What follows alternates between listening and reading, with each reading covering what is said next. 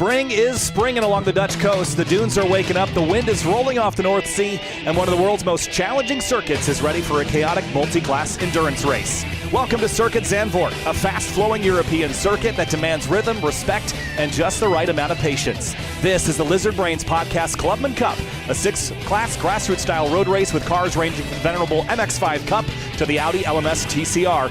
And joining the lineup are cars like the BMW CS Racing, the Ford FR500, Renault Clio, and Toyota GR86. Welcome to SYM TV, and for another Lizard Brains podcast special event, I'm joining Kyle Heyer alongside Tom O'Gorman. Tom, welcome aboard. Really excited for this one.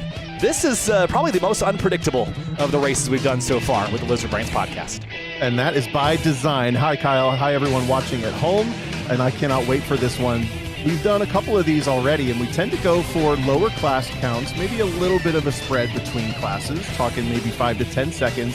For this one, we went with 6 classes, a lot of what the club racing best has to offer, but also there's only 10 seconds spreading the top cars at the peak of TCR to the top cars at the top of MX-5, with 4 other classes in the middle. It's going to be chaos on this tight, twisty Holland track.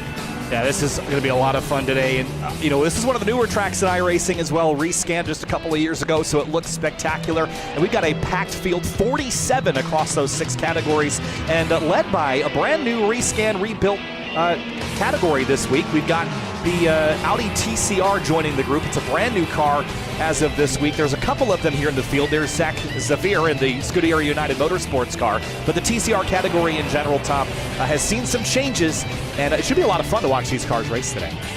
They kind of took us off guard, to be honest. We knew that it was getting an update. It actually happened only 6 days ago on Tuesday for this update, this most recent update in iRacing. But the thing that we didn't expect is how much faster these TCR cars would get. They're something like 2 to 3 seconds quicker, depending on the lap or on the track. So when we planned this race a couple weeks ago, we were expecting maybe 7 or 8 seconds spread between these cars. All of a sudden, the TCR cars are rocket ships. They're so quick, and they're actually, being received really well. The updates are pretty nice. So we have a field of about 10 of these cars in this race with a pretty even spread across the rest of them. But I'm not surprised to see few Audis just from the functional perspective that they bottom out really badly here in turn 3. That famous banking corner that they added here at Zandvoort a couple years back for Formula 1, right there on your screen. It bottoms out really bad on the entry.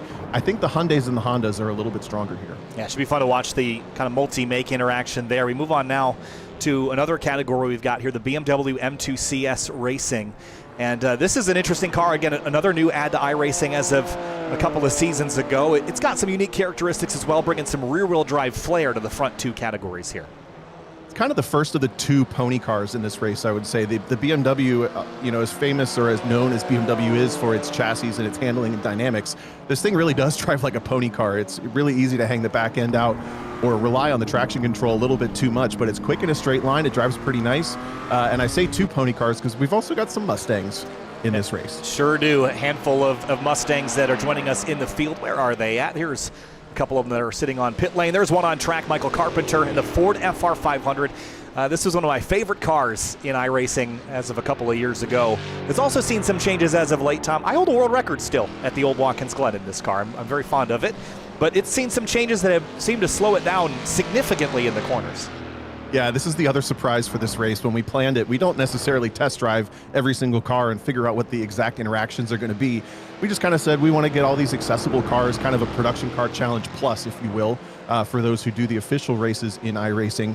But we didn't really expect where the Mustang would end up. It's actually slower than the GR86 Cup cars in this track, and it's slower in the corners by a long way than most of the other cars in this grid. It's pretty fast in a straight line still. It's still a lot of fun to drive. I really enjoy it. I was hoping you'd brag on yourself, or I was going to brag on you too for that world record.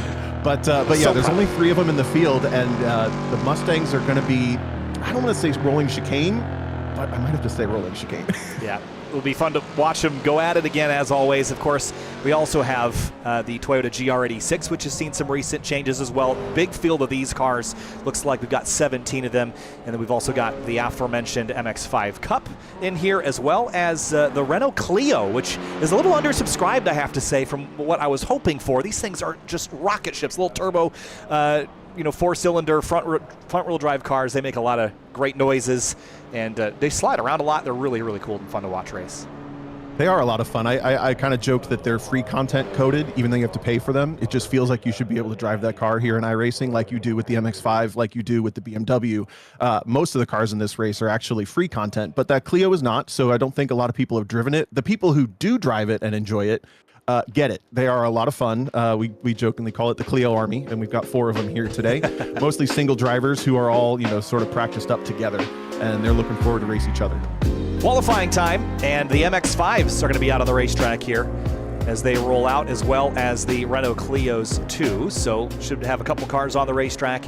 And this is a momentum racetrack, Tom. You mentioned how it's got some fast-flowing corners, but also is tight in some instances. What are the keys to going quick around here in something like a Clio or MX-5? This track's definitely interesting. It's a relatively short lap, but it's actually also a relatively low speed lap. We go down under 60 and 50 miles an hour about 3 or 4 times around this circuit. Here's one of the faster sections running through turns 4, 5, and 6, these winding S's. But as we ride along with Ben Serta, who was quickest in practice in these Clio Cup cars, we're coming into the section of the track where I think making speed is the most difficult because the track actually gets really wide. We're coming through turn 8 now, just into this fast right-hand kink. That's turn 8, grabs a bunch of inside curb, but watch how wide these next corners are. They give you infinite options for racing line. And you can give and take so much on entry. If you take a really wide entry at late apex, you get a good exit, or vice versa. You can really pinch the entries of these corners, make up a bit of time, or maybe even a pass, but then you get a bad exit. So I think kind of finding the lane that the car works the best in is most important for a lap time here, both in those corners, but also that banked turn 3. You can be an inch low or an inch high and lose a tenth all of a sudden. So you really have to kind of find that lane on what feels like a very wide section of track. It can be a little difficult to find those marks. I'll tell you, I really struggle personally in those sections. I would say with corners like that, they give you just enough rope to hang yourself. There's so much track width, and it's so inviting to run out wide. But it sort of reminds me a lot of Mid-Ohio turn 5 and 6, right? You don't necessarily want to track all the way out to the edge of 5 because you compromise your entry and then therefore your exit into turn 6. So similar stories there. It's also just kind of flat and featureless over there at times. To find a turn-in point in the middle of that 100-foot wide racetrack can be hard. So taking the green flag now for Ben Serta. You can take your swing at pronouncing that name, Tom, but I'll let you embarrass yourself first. Some pheasant pluckers. We're going to get that wrong at some point. But format-wise, this is a 2-lap lone qualifying session, exactly like you would see in the official races, but we're going to stagger it out so we can cover the battles just a little bit better.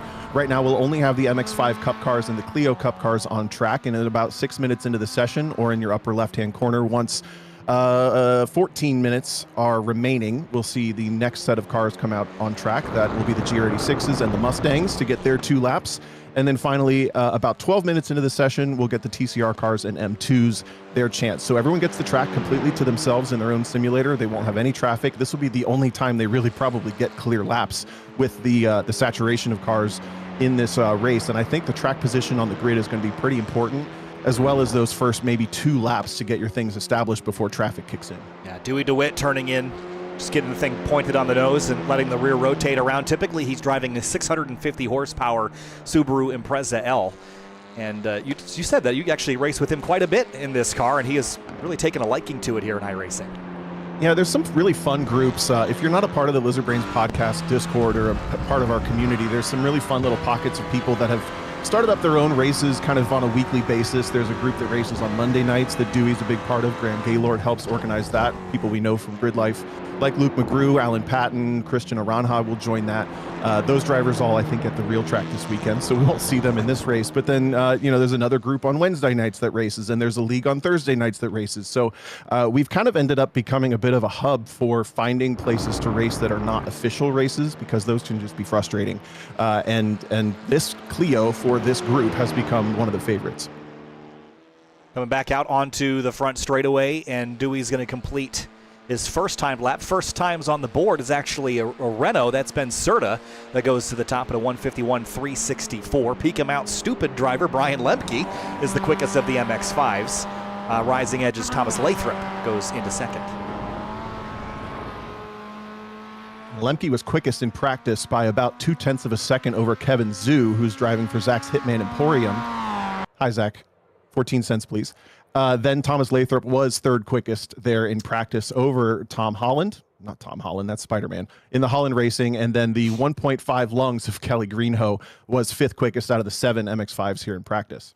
Interestingly, it looks like I might have lost connection to the server here, Tom, so interesting to note. So we'll hang tight here for a moment while that gets checked. But, we're anticipating a pretty exciting first couple of laps here, Tom. So tell me about, the drafting and, how the traffic management's going to be here.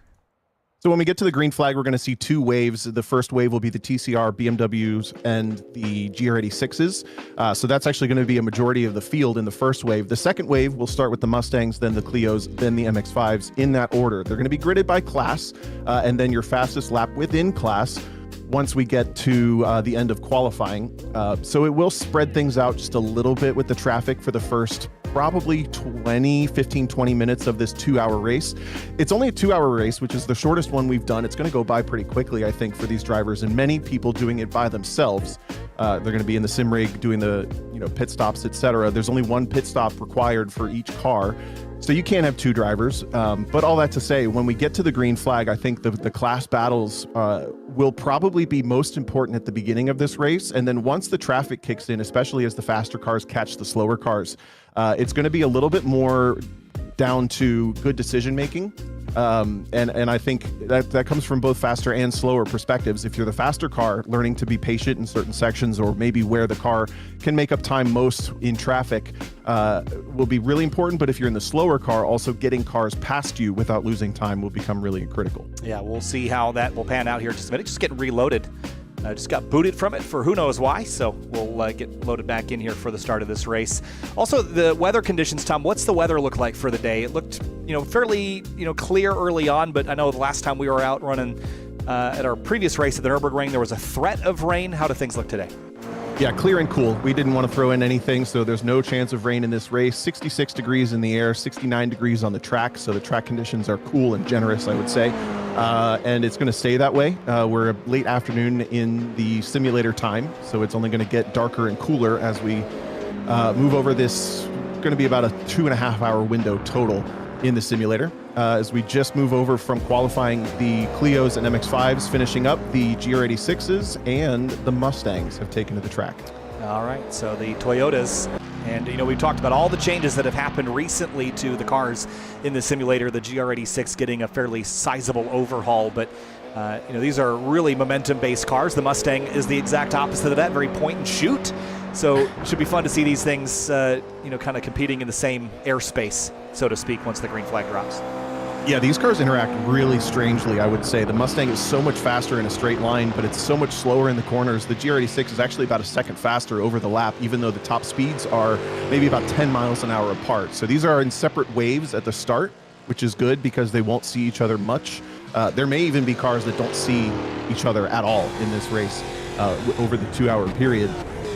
Just to go back through it, though, it is Ben Serta on the pole in the Clios over the Parallax Motorsports car about 7/10 back, then Dewey DeWitt 4/10 back from there. Spaz Miller not getting a clean lap in qualifying, interestingly. And then on the MX-5 side, Brian Lemke has the pole by about a half a second over Kevin Zhu, then Thomas Lathrop in third, less than a second back, so things are really tight in those 2 classes. Those cars may continue to circulate in practice, but we're looking at 2 clean and clear laps for Mustangs and GR86s. Right, here's Austin Cobb running a little wide there. That'll be an off-track just, I think, at the exit of turn 3.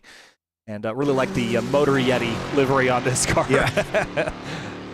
They always got creative liveries. I don't know if I've seen him race with this one yet, though, but very creative. I expect him to be the biggest threat, perhaps, in the FR500, although Raul Iriarte is in the Rising Edge number 2.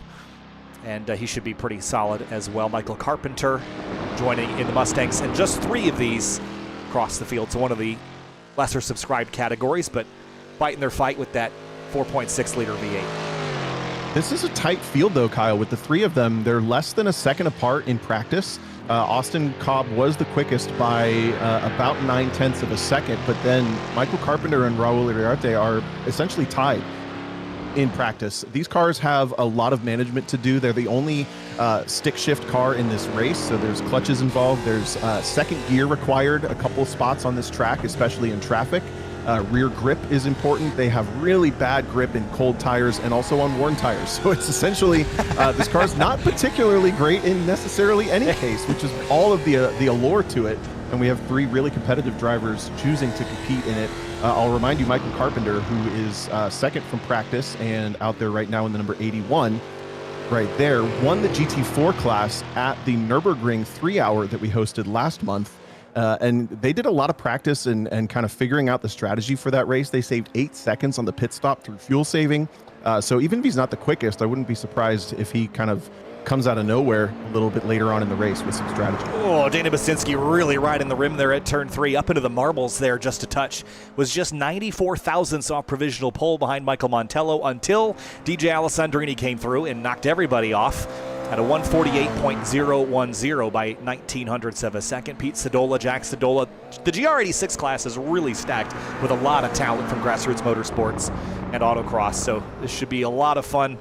This car really races well. You've got a sizable slipstream, maybe not quite as much as the MX-5 Cups, but enough on that front straightaway to get yourself a move into the opening corner. This will definitely be our most competitive class with about 17 cars in attendance. Your provisional pole sitter currently, Alessandrini in the Lizard Brains podcast car with a great livery from Jay DeVries. Thank you, hi, Jay. Then it's Montello, Michael Montello in second spot, currently about 0.01 behind, and then it's Dana Basinski in third, Pete Stadola in fourth, Jack Stadola in fifth, running typically together, but running individually this race. Maybe some opportunity to work together. I've seen them running in close quarters in most of our practice sessions, but the field is tight. I mean, it's over a second, it's not even 2 seconds down to 15th, 14th on the grid.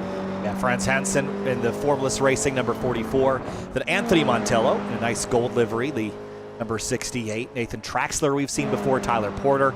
This is just a who's who of the Lizard Brains group that we've seen. You mentioned Jay DeVries earlier. There he is in the 96. Big curb jump there. It's another interesting section we can talk about right now as they're finishing up. I think this is going to be their second lap for the GR86s, and then we'll see TCR and M2 come out essentially right about now. But that section, we're going to call it the litter box. It is going to be covered in sand by probably lap 2, to be honest, and it's going to stay that way. So it is absolutely a factor that you have to keep in mind when you're in the race. When you come into that section of the track, if you see it covered in sand for the first time after it's maybe been cleaned off for a lap or 2, I mean, that section's just going to be a mess for most of this race, and that's just the reality of it being surrounded in sand. Of course, Zandvoort, essentially meaning sand town or sand fort, as it's in the dunes on the coast of the Netherlands, right up against a bunch of other sand dunes kind of carved into them. So I didn't even know that they had to add these gravel traps, Kyle. The whole place is a gravel trap. Exactly. Yeah, we'll see some kitty litter there. Again, those primarily from the chicanes that just have the gravel come right up to the inside apex. And it's not often that you see gravel traps on the inside of a corner, but right before it is the outside of a turn. So a little bit of a dissuasion to see Richard Sawicki head up to it now, jump on the brakes, go down a couple of gears. And there's a ton of camber here. So when you get back on the throttle, you're sort of kind of riding in this bowl right here. And the car's got a lot of lateral grip, and you can accelerate early. Then the banking drops away, and then you're almost flat. You're going to see a little bit of a lift here. A little bit much for Sawicki, but then you're flat through this last corner. And the straightaway starts here. I mean, this is flat out in every car here. And it'll be a great slipstream opportunity. And now you've got 15, 20 seconds to sort out your traffic. Right. Of course, this track getting an overhaul in 2020 that added all that banking at turns 3, 12, and 13. We just rode through 12 and 13 with Richard into turn 14. Turns 12 and 14. We just rode through 14 with Richard. And it's interesting, Kyle, it's kind of like the Daytona banking where you need the slower cars to stay down low and the faster cars to stay up high, but then everyone wants to get to driver's left down that front straightaway. That's the section of the track that I'm most concerned about as the race organizer. I think that if we're going to see a big one today, it's going to be there, and it's going to be somebody who failed to keep the car in that kind of lane.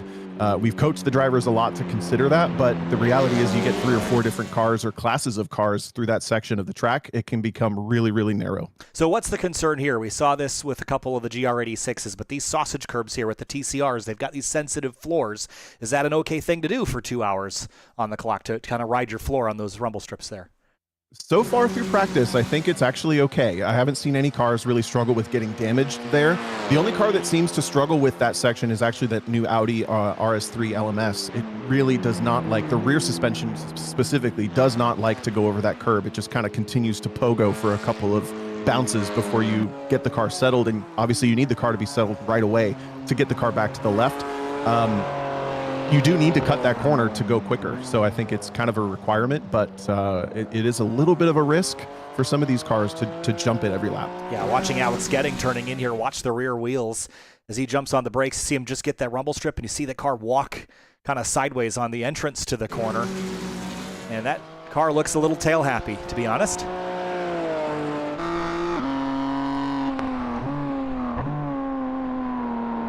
Really charged the turns in this car, though. I think this is probably one of the more robust offerings. Not a ton of underbody aero or anything. It's got a pretty high ride height.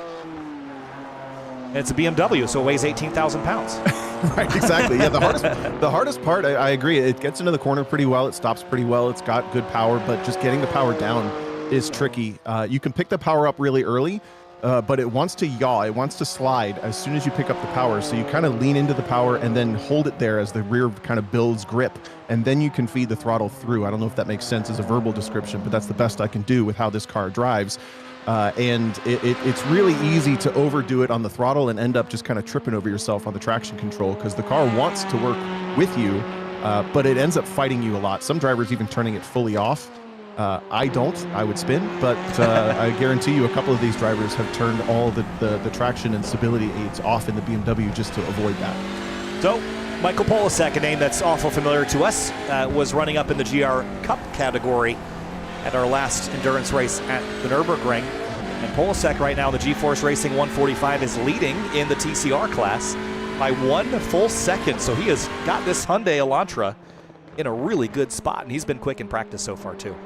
Yeah, he's been the class of the field every time we've seen him. And by my understanding, I don't know Michael very well personally, but he's sort of a GR86 and TCR specialist from my understanding. So we'll see 2 drivers in this car, probably one of the fewer dual-driven cars, but both drivers super quick. We'll see Logan McKenzie in the car. Either, I don't know if they will start or finish in this order. We'll find out when they grid, but Michael Polasek has been a little bit quicker between the two. He had about a 7/10 advantage over our winner from the Laguna Seca 3-hour, Diego Del Real, in that purple Honda Civic, or sorry, in the purple Honda Civic. Then the Waterford Speedstars, David Best, who's been doing an awesome job recently. He said when these TCR cars got the update this week, it's just been firing on all cylinders for him. He's been really quick. He was about a second off that benchmark time from the Hyundai driver, but he sits third after practice, and I think is currently second in qualifying. We have yet to see Del Real turn in a time. Yeah, average speed of 93 miles an hour, and a 141.3 is his best time, so he'll stay P2 for now. William Brunner, the Moo Moo Meadows Mowing Masters car. There's a mouthful. Mouthful for the Moo Moo Meadows Mowing Masters machine. Running the Liberty Bell League livery on that car. This is typically a dual-driven team with Ken House Seal, and they call themselves the Liberty Bell Husbands. We also have some Liberty Bell, I don't know if you call them wives or Liberty Bells, I guess is what we'll call them, in the GR86 class. Amy House Seal and Paula Wojcik sharing a car there. And I know for a fact that Amy House Seal and Ken House Seal have to share a sim rig. So they're using the same sim rig to race with 2 different accounts and 2 different classes here. They have to be a little bit more careful with everybody else with time management, but they said they've done the math and it should work out. Interesting. I've tried that before. I think it was in the infancy of iRacing's driver swap thing, but it is challenging. So I commend them for even giving that a go. William Brunner off into the chicane. Here's Graham Gaylord in one of the new Audis, P9 out of the 9 TCRs that have gone so far.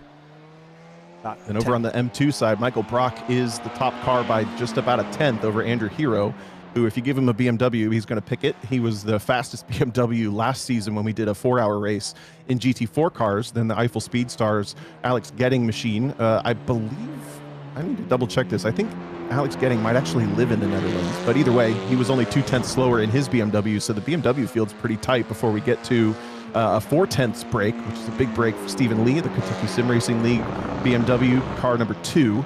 And then the Kentucky Sim Racing League car number 1, and another 4/10 back for Cody Willett. Yeah, so all the BMWs are already off track, qualifying complete. 3 cars four cars rather, did not score times. Charles Spaz Miller in the Rad Hangs Racing Renault, Raul Iriardi in the Mustang, and then Nolan Pasola and Justin Haynes, one in a TCR, one in the BMW. So 4 non-qualifiers, 43 drivers set times here, and with that, qualifying is complete. Pole sitters in each class. In TCR, Michael Polasek. Then in the the BMWs, it's Michael Brock.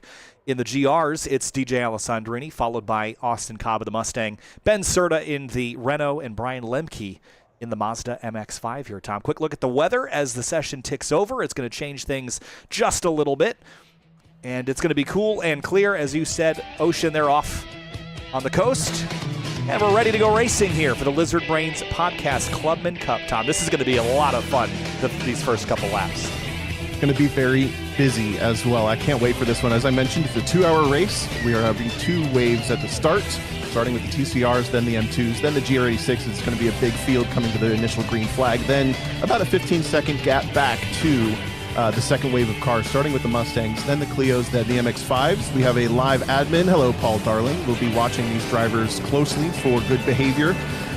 The assignment is essentially, if someone does something to end someone else's race, they will get a penalty. And all that to say, I think this race, 2 hours, is going to go by very quickly for us here in the booth, for you watching the race, and also for the drivers out on the track as everybody storms out for this 5-minute qualifying session. I know we're 5-minute warm-up, excuse me. Yeah, I know we're close to the coast here, Tom, but have a look at those flags and look at the wind speed. We were just a minute ago 18 miles an hour out of the northwest.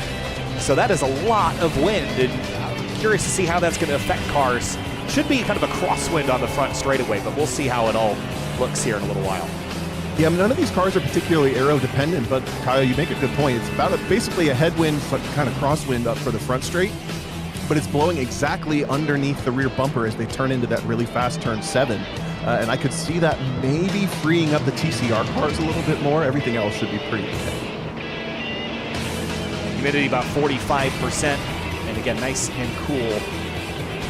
Well, I do think that if I had to pick a car here, Tom, I'm in the Clio. I think they're going to have a lot of fun carving their way through it. You know what helps when there's 45, 46, 47 cars on the racetrack and there's not a lot of space for you? Well, you pick the smart car. There you go. And you throw a Oregon Trail livery on it. It says, "You have died of dysentery" on the back. I love that for Ben Serta. The other thing, I don't know that we mentioned it yet, but tire wear. Tire choices and tire wear are going to be really big in this race. We have the TCR cars. They're really hard on the front tire. The BMW tends to be tough on the rear tires. The GR86 actually is really durable. I think that's the only car that I wouldn't worry too much about, maybe the MX-5 as well. The Mustang, you've got to manage those tires. And the Clio, the front tires are pretty important. You spend, I'm going to say, something like 70% of this lap cornering, and a lot of it is just in getting power down, especially in that second sector with the long switchbacks of turns 9 and 10. So kind of anybody who has that in mind, I think, is going to have a leg up. The other thing is there are certain cars that only can take maybe 2 or 3 tires during the pit stop without delaying the pit stop delta, meaning they're going to sit there longer by taking that tire than if they just refueled and went. So I think anybody who's done their research with can they get away with maybe skimping on a tire change on the right side of the car, left side of the car, left front, right rear, whatever, that gives you an advantage in the pit lane that I think very few people actually think about when they come into an iRacing sim race like this. And the people who think about it tend to get a leg up. Well, I know you were mentioning gravel off in the chicane area, but have a look here at Shivak and Masters, the run down here into this right-hander. Look offline, just in the warm-up from the opening lap, there was a car that was off track. So if you miss your turn-in point there, you're in the kitty litter, and then you're off in the gravel even more. And then when you head off into turns 11 and 12 here, so far it looks clean, but give one driver gets down into that gravel just like that, and it's going to spread it right on corner exit there. In that corner with all the banking, we're watching it turn 12 through the kitty litter. That banking runs out pretty abruptly at the exit, and it can spit you out into that wall pretty quickly. One of the Civics there going a little bit risky on that exit, and as the tires degrade, it's only going to get worse. And then we get into that final run through that quick flick at turn 13 and up onto the banking at turn 14. I guarantee we're going to be 3 wide, if not 4. And the drivers, again, have been coached to hold their lane, but man, it's just a really tight section of track with essentially oval level of consequences. So just 50 seconds left here in the warm-up, and a couple of drivers getting some times in before the green flag. And Michael Polasek, I think you have to circle him as perhaps the favorite for the overall win today. Nearly a second clear, over a second clear perhaps in qualifying in this Elantra N. And again, you know, his background prior to his competition and his initial championship in the Toyota GR Cup North America Esports League in 2024, I didn't really know where he came from, but he was incredibly dedicated. He's extremely quick, but I'd only seen that in rear-wheel drive cars, and up until recently, I hadn't seen him drive anything other than the GR. But as we know in iRacing, you know, people sometimes have specialties, but drivers that are really good, Tom, tend to be good across pretty much all the cars. Absolutely, and that translates across real life as well. But I mean, he put 1.4 seconds on the field in TCR. He did a 1:39.9. The next fastest lap was a 1:41.3. Obviously, for a 2-hour race with this many cars, outright pace isn't everything. That's a lot of outright pace, though. Yeah, that's quick. So, checkered flag here on the warm-up, and we'll get down to the grid here in just a moment's time. And of course, our grid will be run by overall order. Although the classes, this is always a nerve-wracking moment for setting up sessions, Tom, to make sure that the classes grid properly. I've been there before, and we'll see. It looks like it worked. But excellent. I mean, so far we've had one mistake in every one. One time we gave the Mustangs in GT4 a huge fuel advantage. One time we gave the single-driven GR86s a huge advantage because of the pit stop deltas. This time, I mean, there's going to be one, but hopefully it's not anything that affects anybody's race this time. Yeah, it looks like it. I think there's a couple, the drivers that didn't qualify are at the back, so you've got one Mustang back there, but for the most part, everyone else, I think, is sorted as is. So let's go through the starting lineup here, Tom. And I think I'll go through the top 10, and then we'll kind of fire off from there. But let's kick things off with row number 1. It's going to be Michael Polasek in the number 145 Hyundai Elantra N, alongside David Best in the number 26. Diego Del Real in the Honda Civic Type R starts in 3rd place, alongside Kobe Harvey in 4th in the number 3 Veloster. In 5th place, it'll be the number 43 Zach Severe in the Audi RS3 LMS Gen 2 TCR. And in a similar car to the outside in 6th place, Tyler Satterfield in the 29. William Brunner starts in 7th with the number 30 in a Honda, and Albert Troiani in the number 41, also a Civic Type R. And rounding out the top 10 includes Graham Gaylord and the pole sitter, Tom, for the BMW class, Michael Brock. Michael Brock bringing up the what will become essentially the outside for turn 1 because of that odd number of TCR cars. He will start on the pole in M2s alongside Andrew Hero. Then in 3rd place, the BMW driver of Alex Getting, alongside Stephen Lee in 4th, and then the 5th place driver of Cody Willett. It says John there for his account. We'll call him Cody. Before we get to our pole sitters for GR86, 17 strong, it's DJ Alessandrini at the top. Yeah, Alessandrini rolls off in that GR86 alongside Michael Montello, who should give him a pretty good fight. Dana Basinski runs the K-Swap BRZ in Falcon Club TR and in Eibach GLTC in the real world. He starts 3rd. Franz Hansen in 4th in the number 44. Pete Stadola and Jack Stadola are in row number 3 for the GRs. Nathan Traxler and Anthony Montello start alongside each other in row number 4. Then Matthew Martini and Martin, there's a 19 at the end. Tyler Porter rolls off 10th, Tom, in the number 1 GR86. Starting at 11th, it'll be Jay DeVries in that Vice Motorsports Orion team car alongside Richard Sawicki in the number 528. Then it's Brian Taylor and Tom Hollis starting side by side. Tom said if he has any crashes or incidents, it's because of a 10-pound poodle.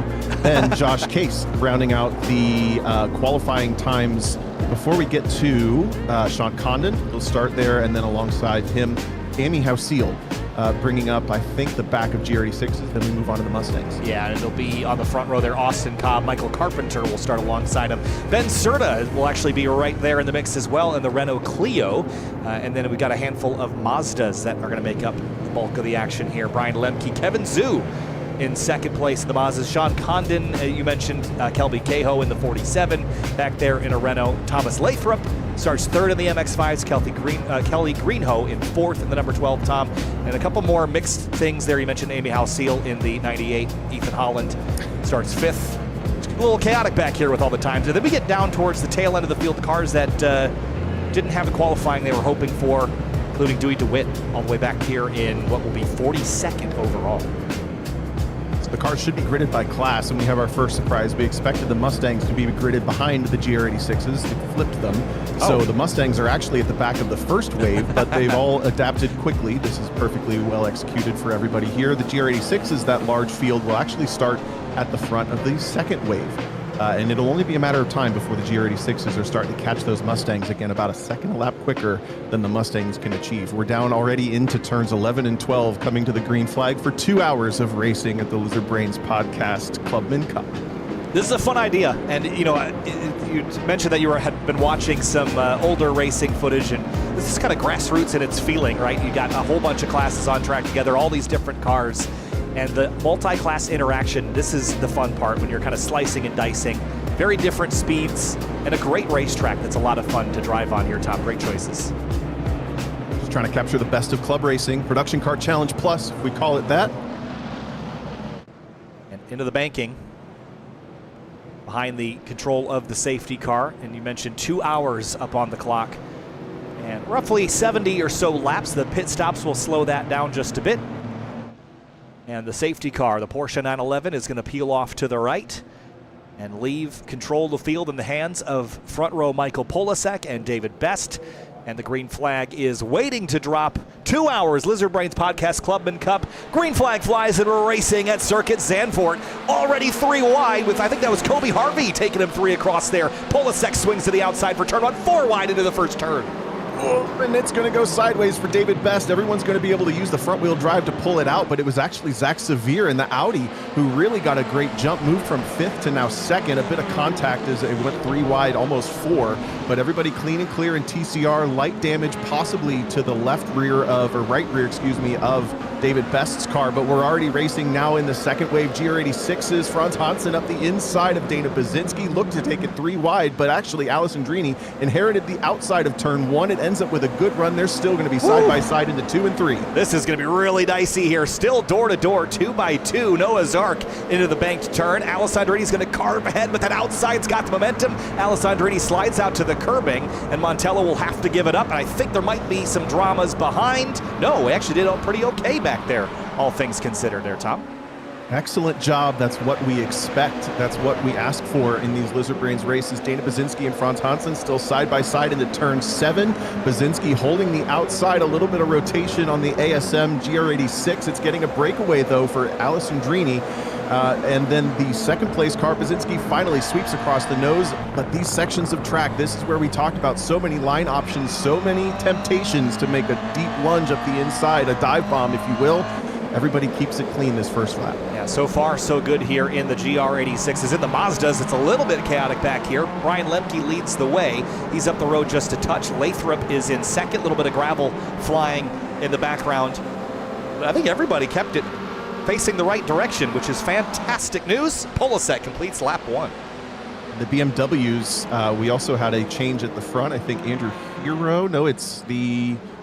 Who is it? Is it Michael Brock? It is actually, Brock. yes, did get a breakaway from the pole, but they're still all close together as one of the TCR cars is dropped behind. I think Graham Gaylord behind the BMW M2s here, about 4 seconds a lap separating those cars on raw pace. So he's going to be a little bit frustrated when he gets the car up to 10th, having to drive through the rest of this field. We jump on board with the Kentucky Sim Racing League car of Stephen Lee, looking at the back, right up the back bumper of Alex Getting. Yeah, such a fun turn, that bank turn 3, and you can really carry so much momentum and speed there. See him actually tuck into the grass there on driver's right. And Renault's, they're having some fun back here. Dewey DeWitt leads the way. Ben Serta has dropped in behind, and these two are in lockstep here.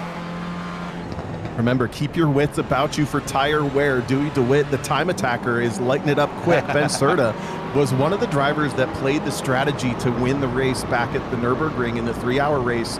Maybe a bit of thought going into, I'm just going to let him set the pace, or maybe they're racing flat out already with a couple of MX-5s getting in front. The Clio is a little bit quicker, but it's tougher to manage. We already have 3 MX-5s, in fact, leading the Clio leaders. Brian Lemke has the point, Thomas Lathrop in second, and then Kevin Zhu clinging onto the back in that white MX-5 before we get to our lead.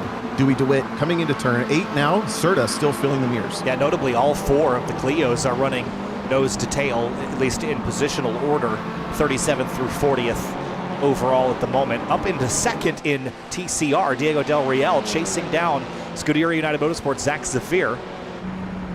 And a little bit light on the brakes into the first turn, kind of coasting in, but you see applying pressure down the back of the Audi.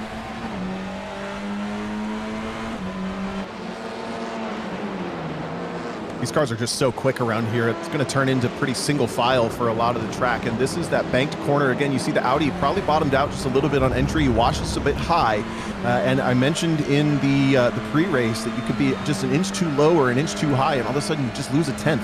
You don't know why. There is absolutely an ideal lane for each of these different classes. It's probably a little bit different, but the Audi strong in the high speed, back end hanging out through the entry of turn 7. Del Real gets a run, shows the nose up to the inside of turn 8. That's an impossible pass in these cars. Yeah, tough math there, but it's just fun to watch these things on the edge. Here comes Diego poking up the inside. Shallow line here. Can Zach cross him over at corner X? That's hard to do in these TCR cars. They struggle a little bit when you've got so much power running through them. The diffs have to be pretty crafty to get the power down and keep the rotation.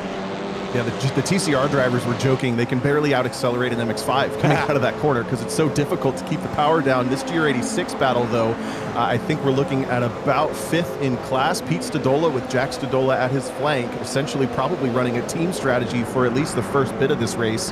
But they have a huge line of cars behind them. Yeah, Nathan Traxler trying to poke his way through here. He started in 7th. He was actually up to P5 on the opening lap, but has dropped back down to 7th spot. These things are much more high-strung, revving the daylights out of that 2.4-liter boxer engine up to about 7,500 RPM. See just a little shallower line there, just getting some daylight between the apex and Jack Stadola. A little wide back there, I think was that Tyler Porter, yep. And that's going to leave him vulnerable to Jay DeVries. DeVries with the run up what becomes the inside, but only momentarily. They're going to go side by side into 11. Does Tyler Porter keep it out of the kitty litter? He does. That's a really nicely executed pass for Jay DeVries. Picks up 9th. Just dips the tire at the final bit. And honestly, Kyle, this section of the track's pretty clean. Not so bad. I think if you're offline, you're going to pick up some stuff, but that'll be true everywhere. In the MX-5s, there's a look there. Brian Lemke, Thomas Lathrop, Kevin Zhu. And then a GR Cup car. That's Sean Condon back there. And for the lead in GR, we're really not that far apart here, Alessandrini and Michael Montello. But look up maybe one corner ahead, it's Mustangs. We haven't talked about him yet. Austin Cobb got a really nice breakaway. He's up by about 3 seconds over Michael Carpenter in 2nd place, who is right glued to Raul Iriarte. They exited turn 2 and 3 a moment ago, and just over that brow, off camera, Alessandrini comes over the brow as well. They're a little bit quicker. I think the GR86s really are the class that's going to make or break in traffic more than anything else.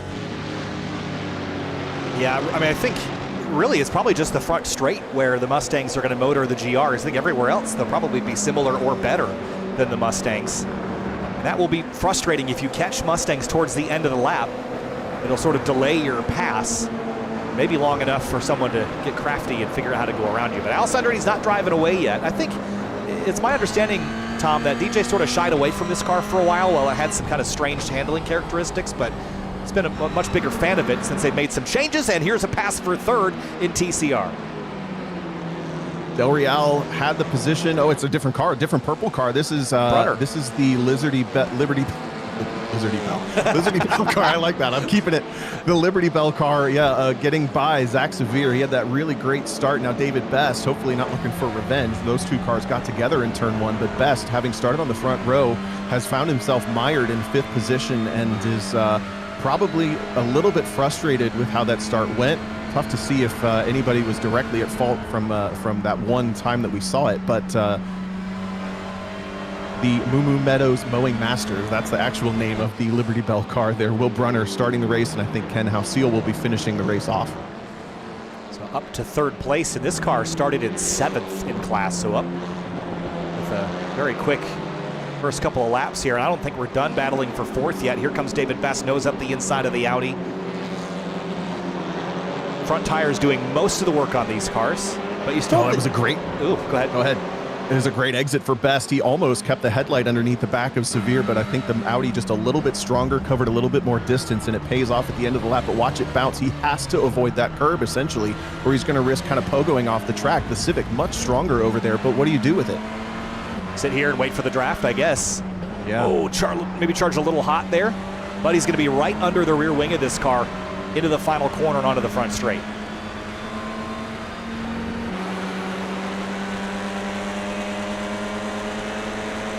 you go. Goes for a bit of a side draft, hunting towards the door of the Audi. He's going to get the preferred line on the braking zone, but remember, the outside of this bank turn one is totally workable. Alessandrini was able to do it on the first lap. Severe's able to do it here. 10 minutes into the race, keeps the position over David Best. I think this is a pretty volatile position at the moment. GR86 lead is still just 2.5 tenths of a second. So keep our eyes peeled on that. And the Renaults have now been split in third to fourth between Kelby Hayhoe and Ben Serta by Roman Bykov in an MX-5.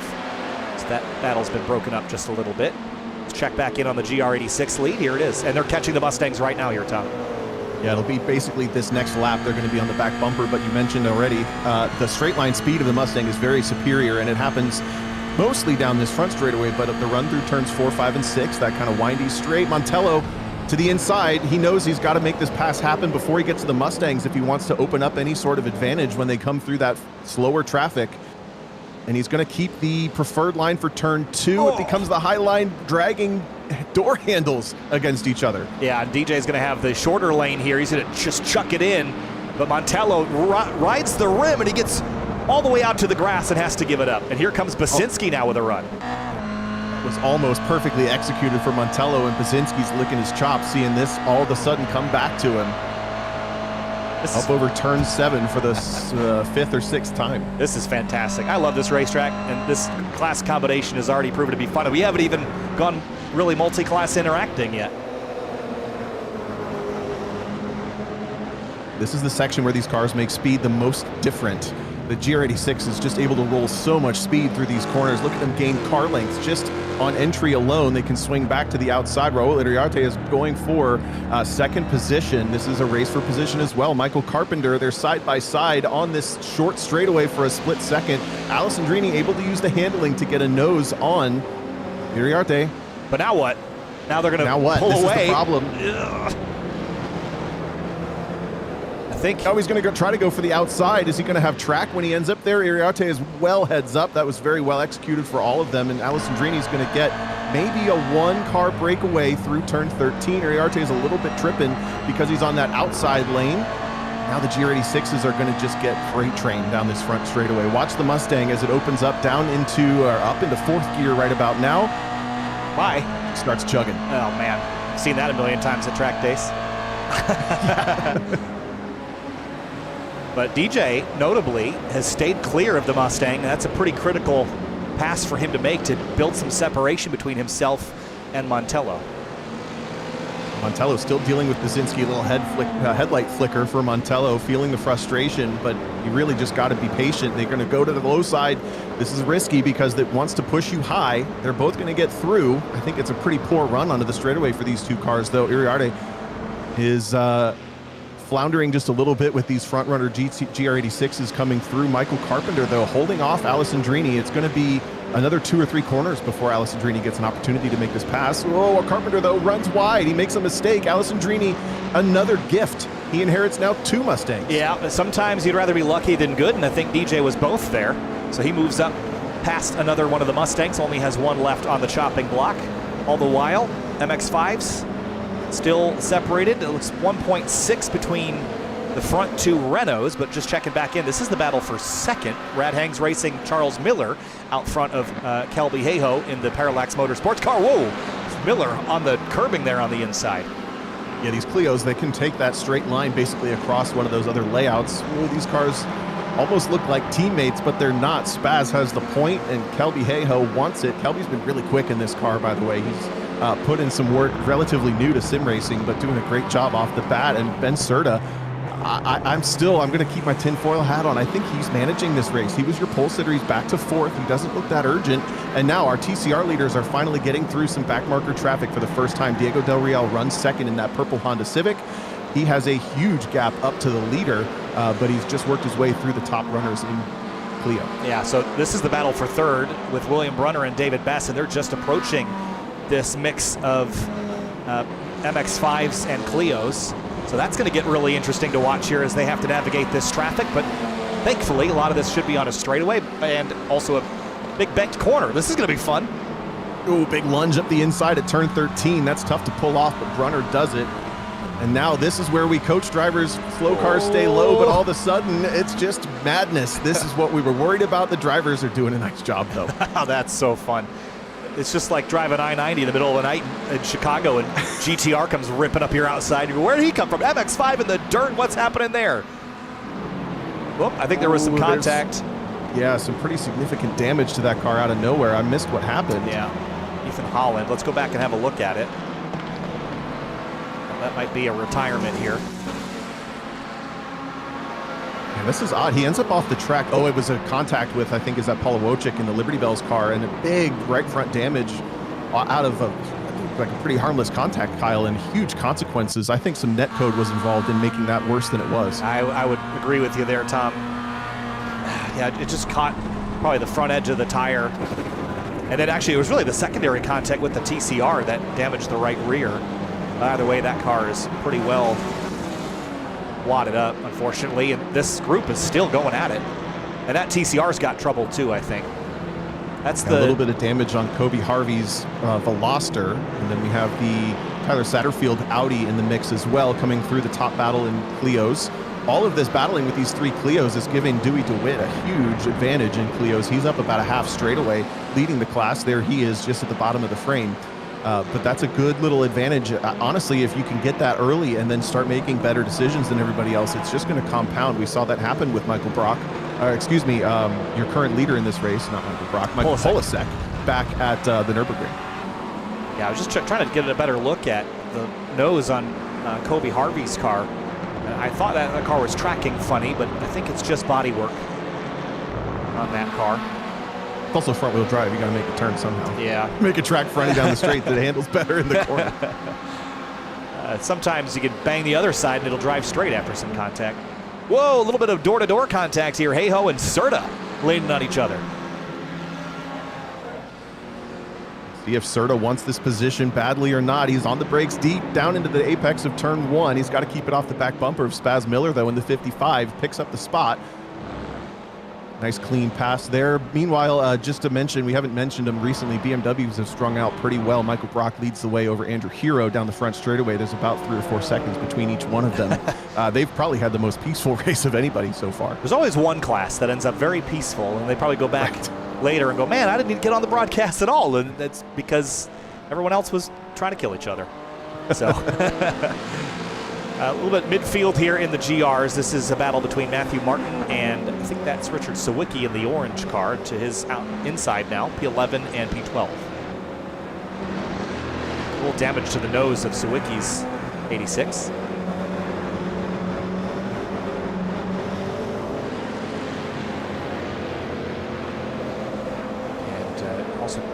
Trouble for John Willett. This is a big contact for the KSRL car at turn 3. Well, we just mentioned how peaceful BMWs might have been, but that's really easy to do. You get the car on the inside grass coming up over that crest, and as soon as the car gets light, it wants to keep traveling to the right.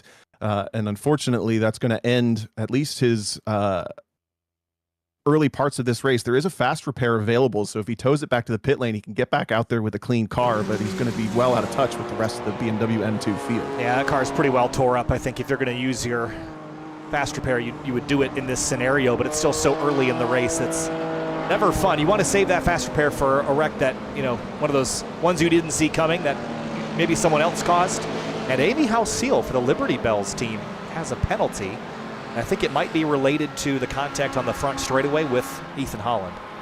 Yep, Paul Darling, live steward, has assigned a penalty for that contact down the front straightaway. I think Amy a little bit focused on trying to get a draft and ended up moving across the nose of a car that was already there, so it's a fair penalty in my mind. David Best, a little conservative, trying to figure out what that GR86 was going to do, loses a car length or 2 on Will Brunner. This is the battle for third in TCR.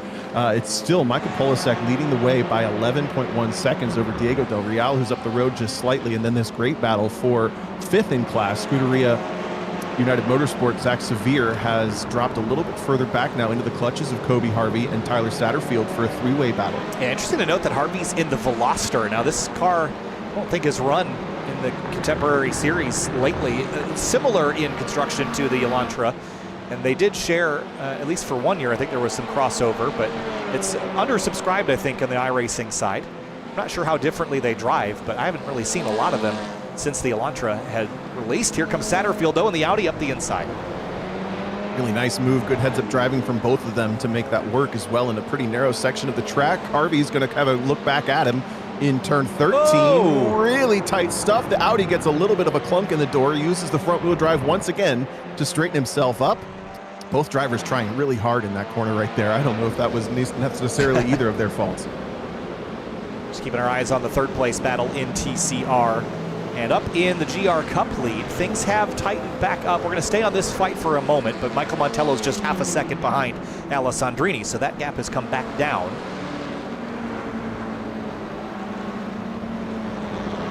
This is going to get interesting with all the traffic just off their nose here, so we'll stay on this as they carve their way through. Watch the closing speed, especially on that last crest. This is turn 5 now. Turn 6, where do you go? Outside, inside? I don't know. Do you back out early? He has to go to the outside as the GR really wanted to glue to the apex. Smart move for the driver of the number 10, in my opinion, and that's going to give David Best a little bit of a trouble through the apex of turn 7. Falls back by just a little bit at turn 8, but now, oh my goodness, there's a Mustang involved in here as well. It's the two-car. So much class overlap happening. Yeah, that's our Uriarty just trying to figure out how to navigate this very slow, clumsy section in the FR500.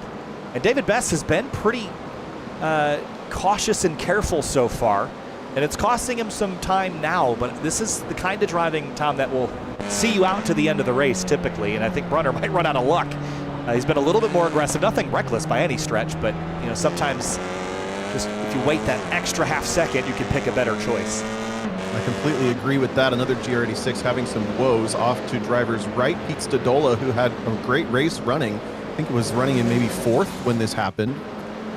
Yeah, this right here on corner exit runs out big wide. Understeer. Yep, that's what we talked about. That banking runs out so quickly, and it's high consequence straight into a wall. I don't know if he's going to tow. It looks like the car was drivable. He could have gone and fast repaired it, but maybe some gravel involved with this one. Look, the hands just, car doesn't respond. Out into the wall. Ugh, tough stuff. Yeah, that's going to not be good. He's already reset back to the pit lane. Penalty also I'm seeing for Jay DeVries. Not sure if that is related to an incident on track, but he has got a black flag from somewhere. Jump back to Franz Hansen and Jack Stadola. And we're right in that mix when that incident just happened. Oh, hello. This is the battle for 4th in class. Del Real, who's your 2nd place driver in TCR, knifes through at turn 8. That's a tough move to pull off. He's going to throw it up to the inside at turn 9 as well. Ooh, Franz Hansen has way more rolling speed at the apex, gets surprised, I think, and now we're side by side for 4th in 8.6. Yeah, I think that was a little contact there on the nose of Hansen's car, just the slightest touch, but it's going to keep him right in the crosshairs of Stadola.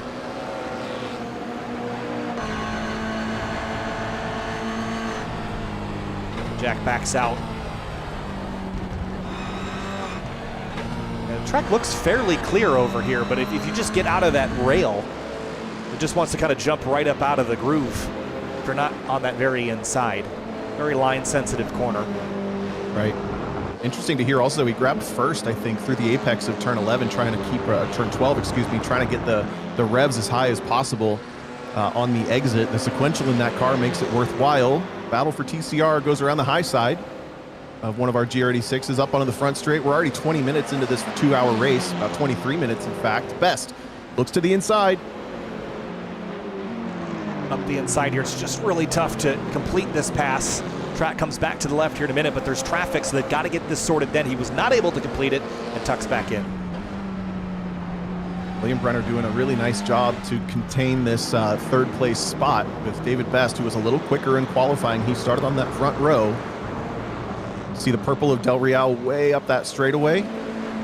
Here's the battle for GR86. As you mentioned it, Montello has really caught back up to Alessandrini, and they've got some pretty clear track on this section. And they've dropped Basinski off the back of Montello, so that will open up the opportunity for Montello to take a swipe without having someone try to steal from him.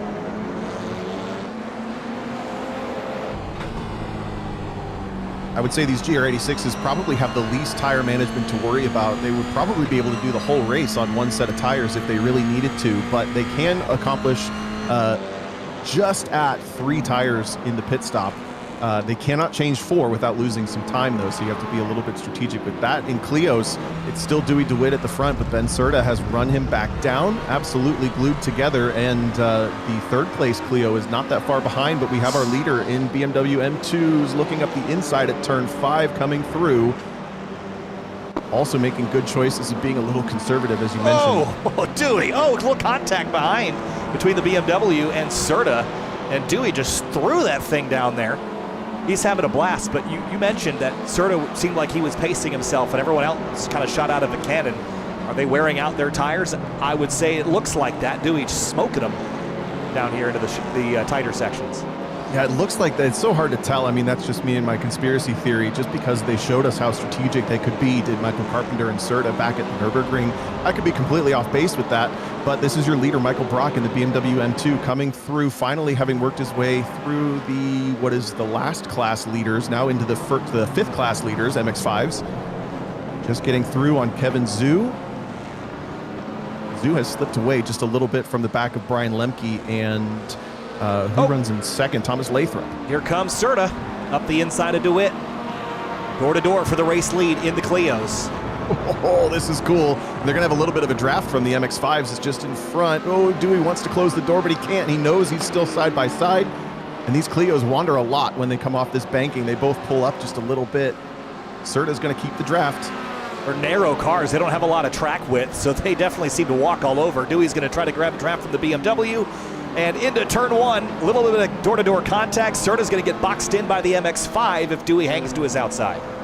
Great racing. He picks up the lead. A little bit of contact through the entry, but I think it was pretty fair play, and that was Andrew Hero in the BMW coming through. He runs second in class.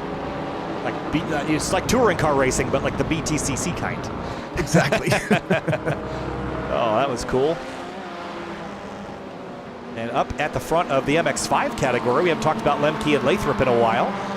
Seem like they're working together pretty well. They've got, is that TCR to their outside? That's the 45 car?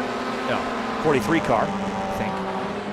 It's Al Troiani in the 41. One of those Civics. But yeah, these two have been running really, I mean, they're in really nice lockstep. I don't know if they're racing each other super hard yet, or if they're just trying to stay in touch, but Brian Lemke's been in control of this race in the black MX-5 from the drop, and the 48, that's the 84, sorry, Thomas Lathrop, has stayed with him the entire time. They've pulled away from third place in class, who is Kevin Zhu, by about a straightaway. There's Zhu in the background, way in the background in the white MX-5.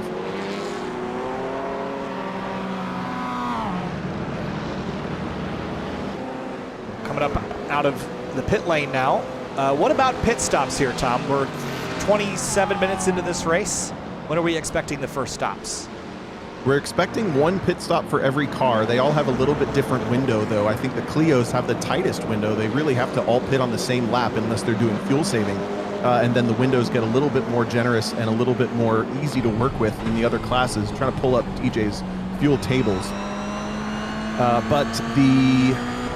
It doesn't say what laps, but I would say probably, I mean, we're not going to see pit stops for tire changes or for refueling until probably 50 minutes into this race, so we're still well away from those pit stops. Montello has been keeping Alessandrini honest. Alessandrini not able to get away, even though he got some pretty good fortune through the Mustangs, made his own fortune in some ways with that class, still being led by Austin Cobb.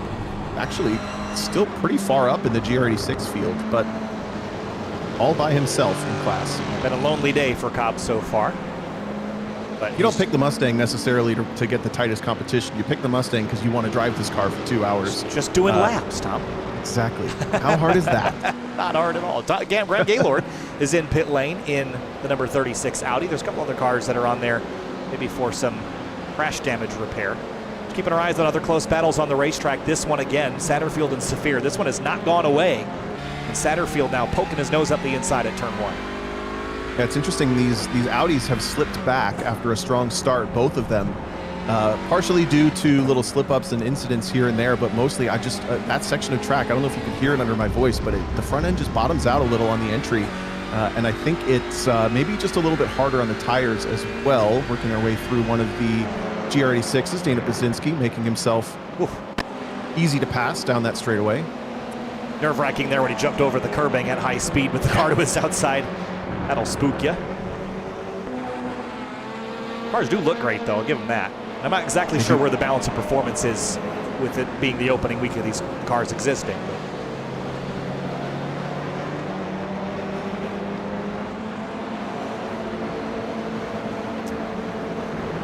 So it looks like all the class leads are sort of separate with the exception of the GR Cup leaders, which are still nose to tail here. Now, how much is DJ toying with Michael Montello versus Michael clinging on here? I'm going to guess not much. I'm thinking that these two are just kind of running the pace that they can. There's not reason to take risks, so they're probably not 10-10 qualifying level laps, but these cars are, you really do have to stay up on the wheel and be obviously picking up the throttle early and pushing the car pretty hard to keep the pace out of them. So I'm going to guess those two both pushing pretty hard. Also in the GR86, as we switch over back to this third, we switch over to third in TCR, but I just wanted to point out in Clios, Dewey DeWitt had a slip somewhere and dropped pretty far back, so Ben Serta now has a couple of second advantage over DeWitt. Yeah, it's interesting is, was it Dewey slipping or Ben Serta having an exceptional lap? Look at Dewey's last lap was a 53.2. Kelby Hayhoe was a 53.0, 53.6 for Spaz, a 51.9 for Serta, so just a really quick lap relative to the other three in the class. Right, and that's really, that's the only lap that's close to their qualifying times. So Serta maybe just doing a little bit better job to manage the car or just had a clear lap. There's so much going on in this race, we can speculate till we're blue in the face, but no matter what, it's ended up with a couple of second advantage for Serta now. And the Clios actually spread out by a couple seconds each. The best battle in Clios actually between Kelby Hayhoe and Spaz Miller for third as we continue to watch this battle between the two Audis in TCR. They've split the leaders in GR86s. Satterfield has just been looking at the back of Severe's car for 20 minutes. Got to figure out, pick a way around him.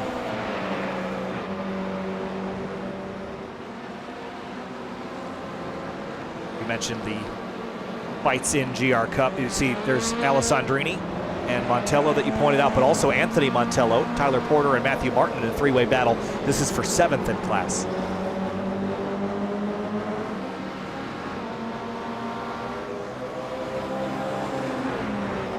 Severe actually got by. We looked away for half a second, and they've swapped spots. So let's go back and have a look at that again. It looked like it might have been on the exit of turn 12. Oh, no, this is a painful one. Yeah, you lose it through the apex just enough to get in that dirt, and you lose so much time, obviously, from being in the dirt, but it just adds up down this whole straightaway. Severe going to have to rally on that one. I mean, even if you just touch the grass or the sand with the sidewall, you lose time. So when you go 4 off there, you lose a significant amount of time. Luckily, you didn't lose too much in track position, though. He's still pretty close. Now, once upon a time in iRacing, the gravel traps didn't do anything. And now they really hurt you.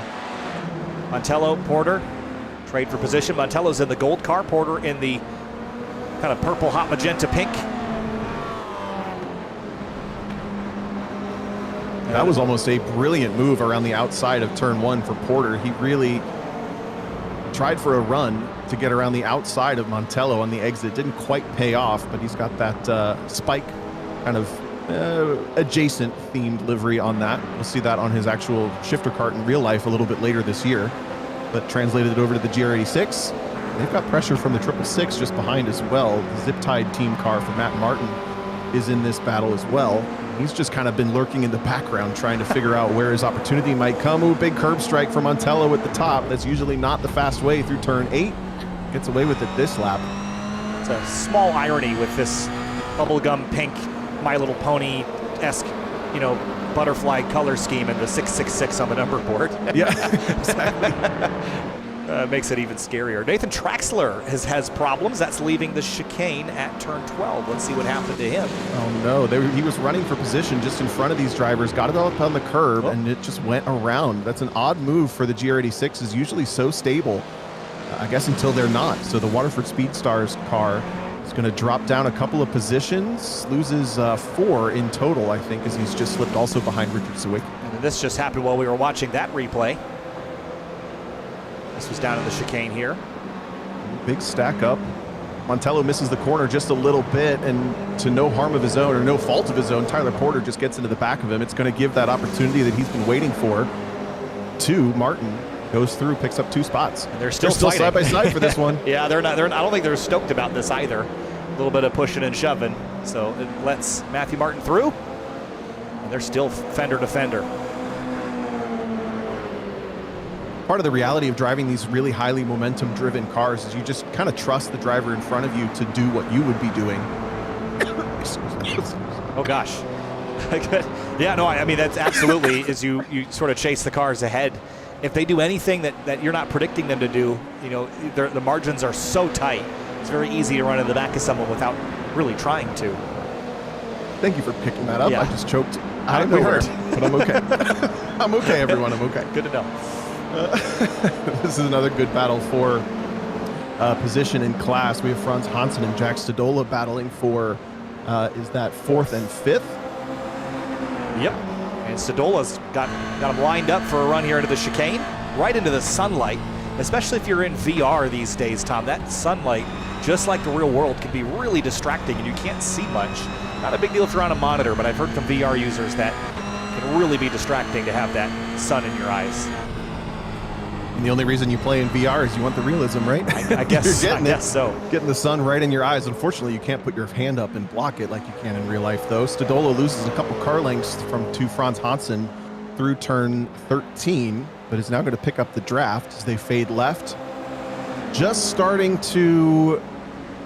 I still don't think we're anywhere close to the pit window. I was thinking we were a little deeper into this race than we are, as we're sitting at about 35 minutes into the 2-hour time period. Ooh, a little slip from Franz Hansen, though, exiting turn 1. Almost gave Stadola an opportunity, but there's just not really a great spot to go with it. If you just get overlap in that section, I think Stadola slotted back in. So we've been following a lot of the exciting battles so far, but I have to say, I've been really impressed, again, with Michael Polasek. This is a stacked field with lots of talent through and through in every category. Michael Polasek is leading by 25 seconds, and he's basically been lapping 1 to 2 seconds a lap quicker than everybody else since the drop of the green flag. That is insanely quick. Yeah, that's the reality of when a actual esports driver shows up in a field of really fast sim racers. I would say, I don't know if that's the exact words you would use for what they are, but you know, there are those of us who play the game or the simulator, excuse me, most days during the week, maybe every day during the week, but that's not necessarily the same level as a proper esports effort that you can put into this stuff. And I think Polasek has really shown and woken everybody up to what the opportunities and possibilities are. Also, Michael Brock has done a really nice job of just controlling this race from the front of the BMW class. He still leads over Andrew Hero. Not quite as big of a gap between those two, but it's still substantial. Hero has not gotten away perfectly, though, from Alex Getting. They're still about a corner apart. And this is a battle for second in the FR500 class. Michael Carpenter and Raul Iriarty, who did not get a qualifying lap in, so he's finally caught Carpenter through all the chaos of the opening half hour or so. They'll have that BMW leader up there inside. Yeah, Iriarty got separated from Carpenter pretty significantly on the first run of GRs coming through the Mustang field, but he's done a nice job to catch back up to Carpenter. Just gets split there between the two of the BMW of Michael Brock coming through. But it looks like maybe Iriarte is doing a slightly better job of managing the long run on this race. Back to the Porter versus Montello fight. These two have not dropped the weapons. Past couple laps, a little more contact there, leaving turn 1. Oh, this is good. A little bit of headlight flashing from Montello as well. That's the first sign that he might be a bit frustrated. I don't know that he would have the perspective that when he got hit, it was sort of his own fault a couple laps ago, but we from up high in the booth can see that that's how it played out. BMW now Brock looking through the inside of Montello, separates him from the back of Porter. Just going to give Porter an opportunity to maybe focus forward for a corner or two, not for very long. And Polasek, you mentioned him leading the race overall. He's caught this battle to put more GR86s a lap down. Just a quick flash of the headlights here. Diving right into the mix of this. And even while he's been passing traffic, he's been running away from everyone, which is, you know, it's one thing to be quicker in a vacuum or just hot lapping. It's another thing to be quicker consistently through traffic, even when it seems like you've got, just piles of cars everywhere. And then Coming up on the 40-minute mark, and I think that this is really where, if we see any big topsy-turvy moments with pace, it's down to tires at this point, especially in the TCRs and the Clios, maybe even in the Mustangs. This is the length of time that most of these tires are really not meant to run past. You would start to think about changing them, but the pit window is not going to open for another 10 to 15 minutes for some of these cars. Jack Sadola, Franz Hansen continue to fight. We're going to watch this battle here for third in the TCR's time. I'm going to take a very quick pit stop, so we'll leave you with this for a brief moment. The sounds of speed.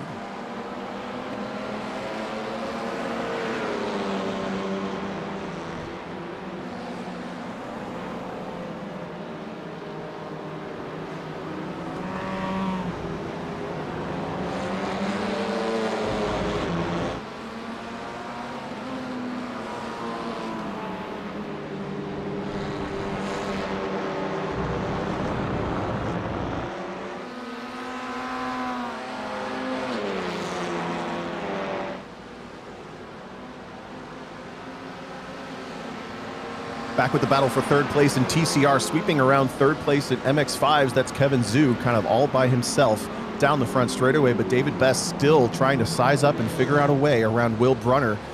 Maybe just saving some tires as well, as this has gotten pretty deep into the run for these two cars. They know that they're essentially racing for third based on the gaps between these TCR runners, with Michael Polasek leading the way for G-Force Racing, and then the Spicy Cat Racing car, the Honda Civic of Diego Del Real, running in the second spot. Those cars separated by about 20 and then 10 seconds up from this battle.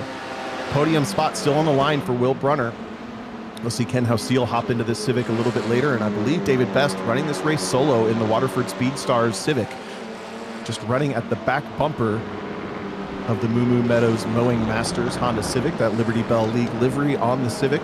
Tightening up the entry for turn 9 just a little bit, starting to try to point and shoot this car a little bit more, as the first thing that falls away from the front tires of these Civics as they go side by side into 10. David Best takes the look, is forward bite. You lose the forward bite off these corners. It looks like Brunner struggling with that just a little bit more. And David back. Best behind. Sorry, Tom. Thank you. I usually don't need a pit stop. I've usually got pretty good stint length, but you know. You're getting out of practice. Yeah. Out of shape.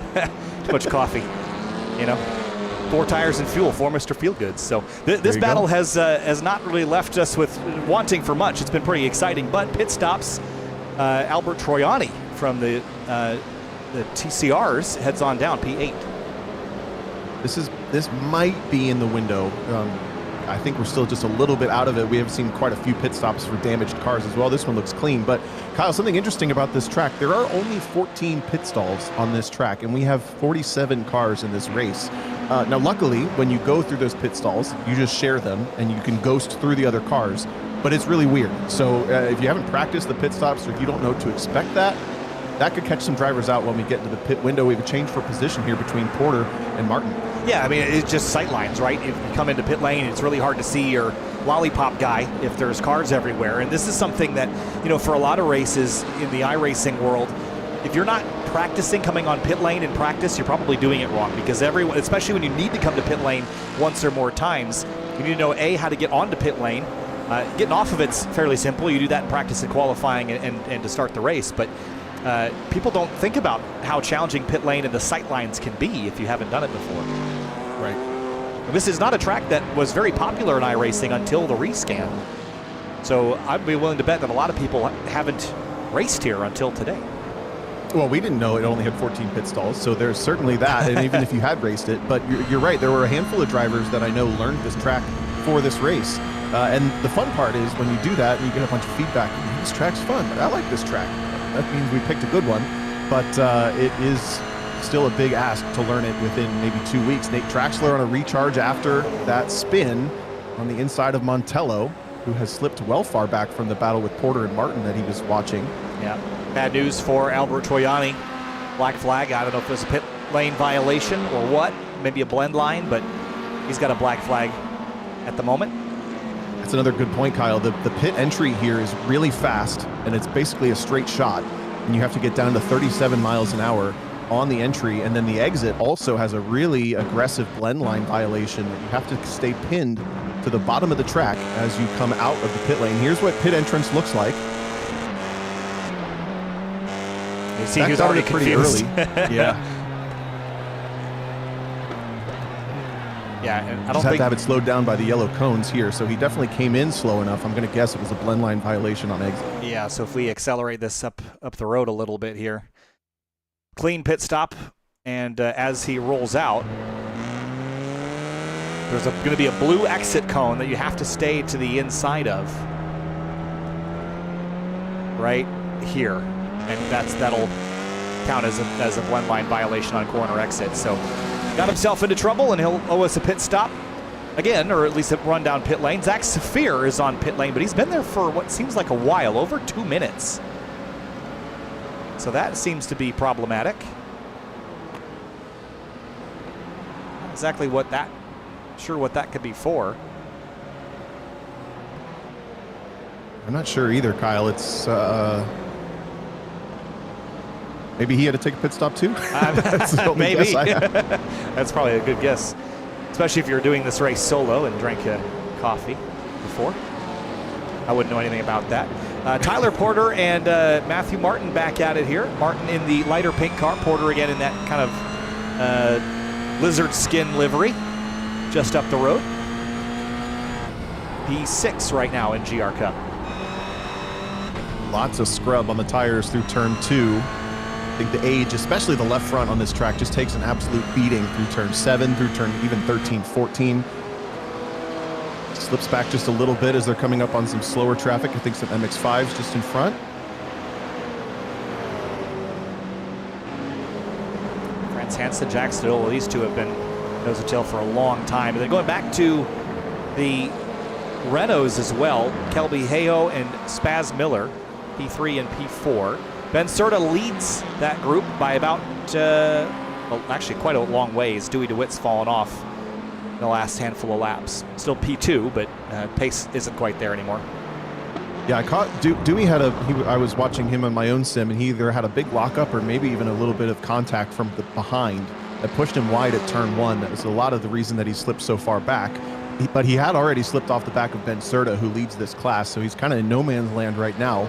And remember, the Clios, unless you're doing fuel saving, you basically have to pit on what I think they said was lap 32.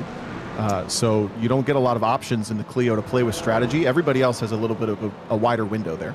Yeah, and as far as laps completed so far, you can see on the left-hand side of your screen, 28 laps for race leader Michael Polasek. And for the Renaults, it looks like they are about 3 laps behind that. As here comes Polasek carving his way through the MX-5s. Haven't really seen him put a foot wrong so far. He is flying, still in the 140 bracket as far as lap times are concerned, and is just carving his way through some of this traffic. And MX-5 leader is still pretty tight together here, Lemke and Lathrop. These two having a great battle, and this GR86 leaders coming through. Alison Drini splitting them, and then Michael Montello just behind. So both of these classes having a great battle, but they do get through. So it's still Lemke leading Lathrop. A little bit of a delay, though, from Montello getting around the MX-5 leaders in the GR86, and that car is not wildly faster down the straightaway. Shows the headlights. He does not want to lose touch with Alison Drini any more than he already has, but he's kind of boxed in, Kyle. Yeah, tough here. And the GR86 is a little quicker than the MX-5, but he has to really send it into the chicane to get by him, and he does. It's going to back up Lemke right to Lathrop, though, so a bit of a gift to the Rising Edge driver. And these cars have a lot more draft because of their open top. They're very draggy cars in comparison to the GR86s, which are a little slipperier despite that rear wing. But just a taller car in general. Right. Dirt drop for Montello as well, coming through turn 13. We've already talked about the consequences there. Lathrop, he's just bump drafting. I think he's chilling. Happy to be behind Lemke for as long as he needs to be. He's kind of in that sweet spot where everything that happens to him will happen to Lemke. If he starts to lose touch, that's how you get separated, the way you see Alison Drini and Montello. Yeah, I think, so you're saving fuel back here. You're the only 2 cars that are really in contention at this stage of the race. It's a long ways back to Roman Bykov, so I don't know that there's any risk. A little slip there, though.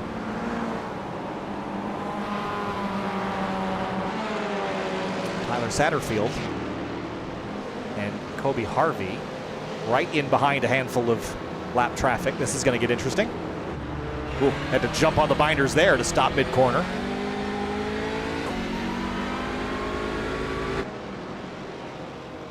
the outside of the Mustang on entry, and he's out in the marbles there too. That's tough.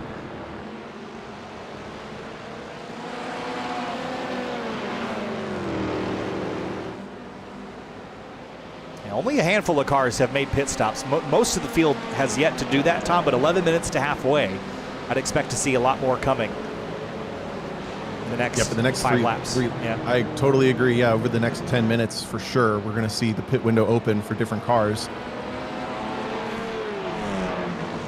These guys just came through the battle for second in the Mustang class as well. Trying to catch back up on what position they're in. Harvey is running in the 5th position, so that puts Satterfield in 6th. So they're coming around Graham Gaylord, who's had a couple of hiccups throughout this race. He runs a couple laps down from the TCR leaders.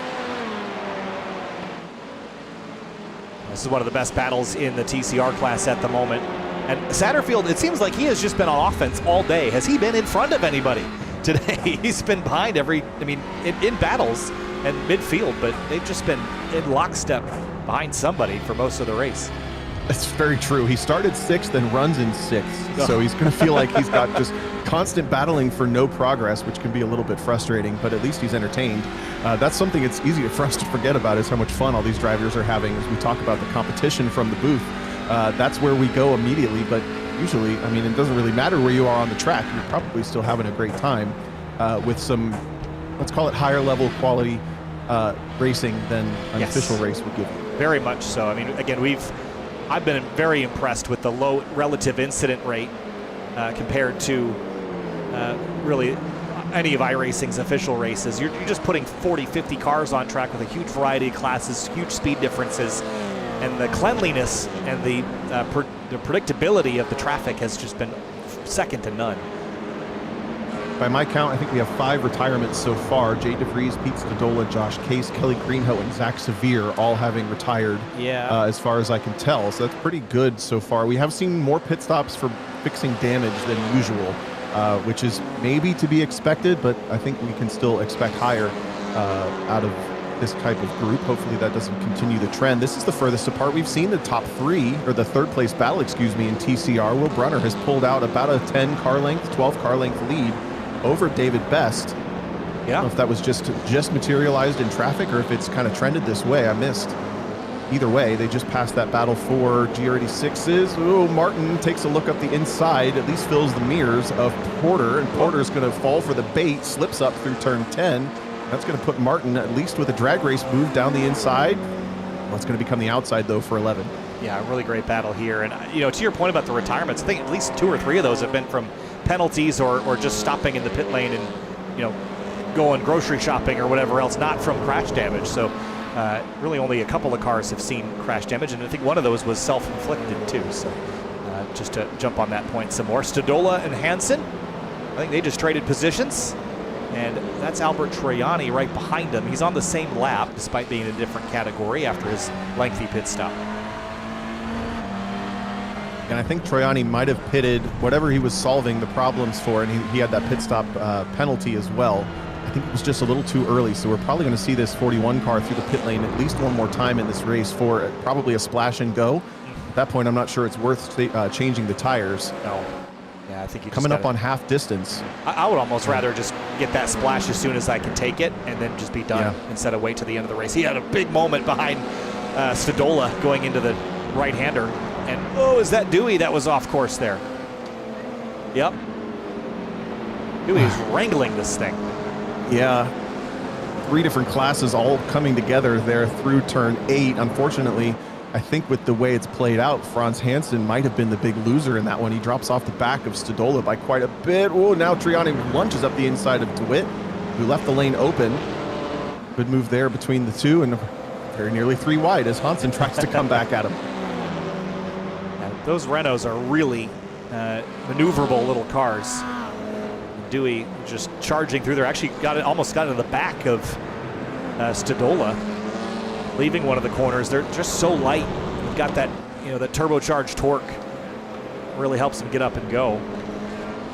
And back to Porter and Martin. Go ahead, Tom.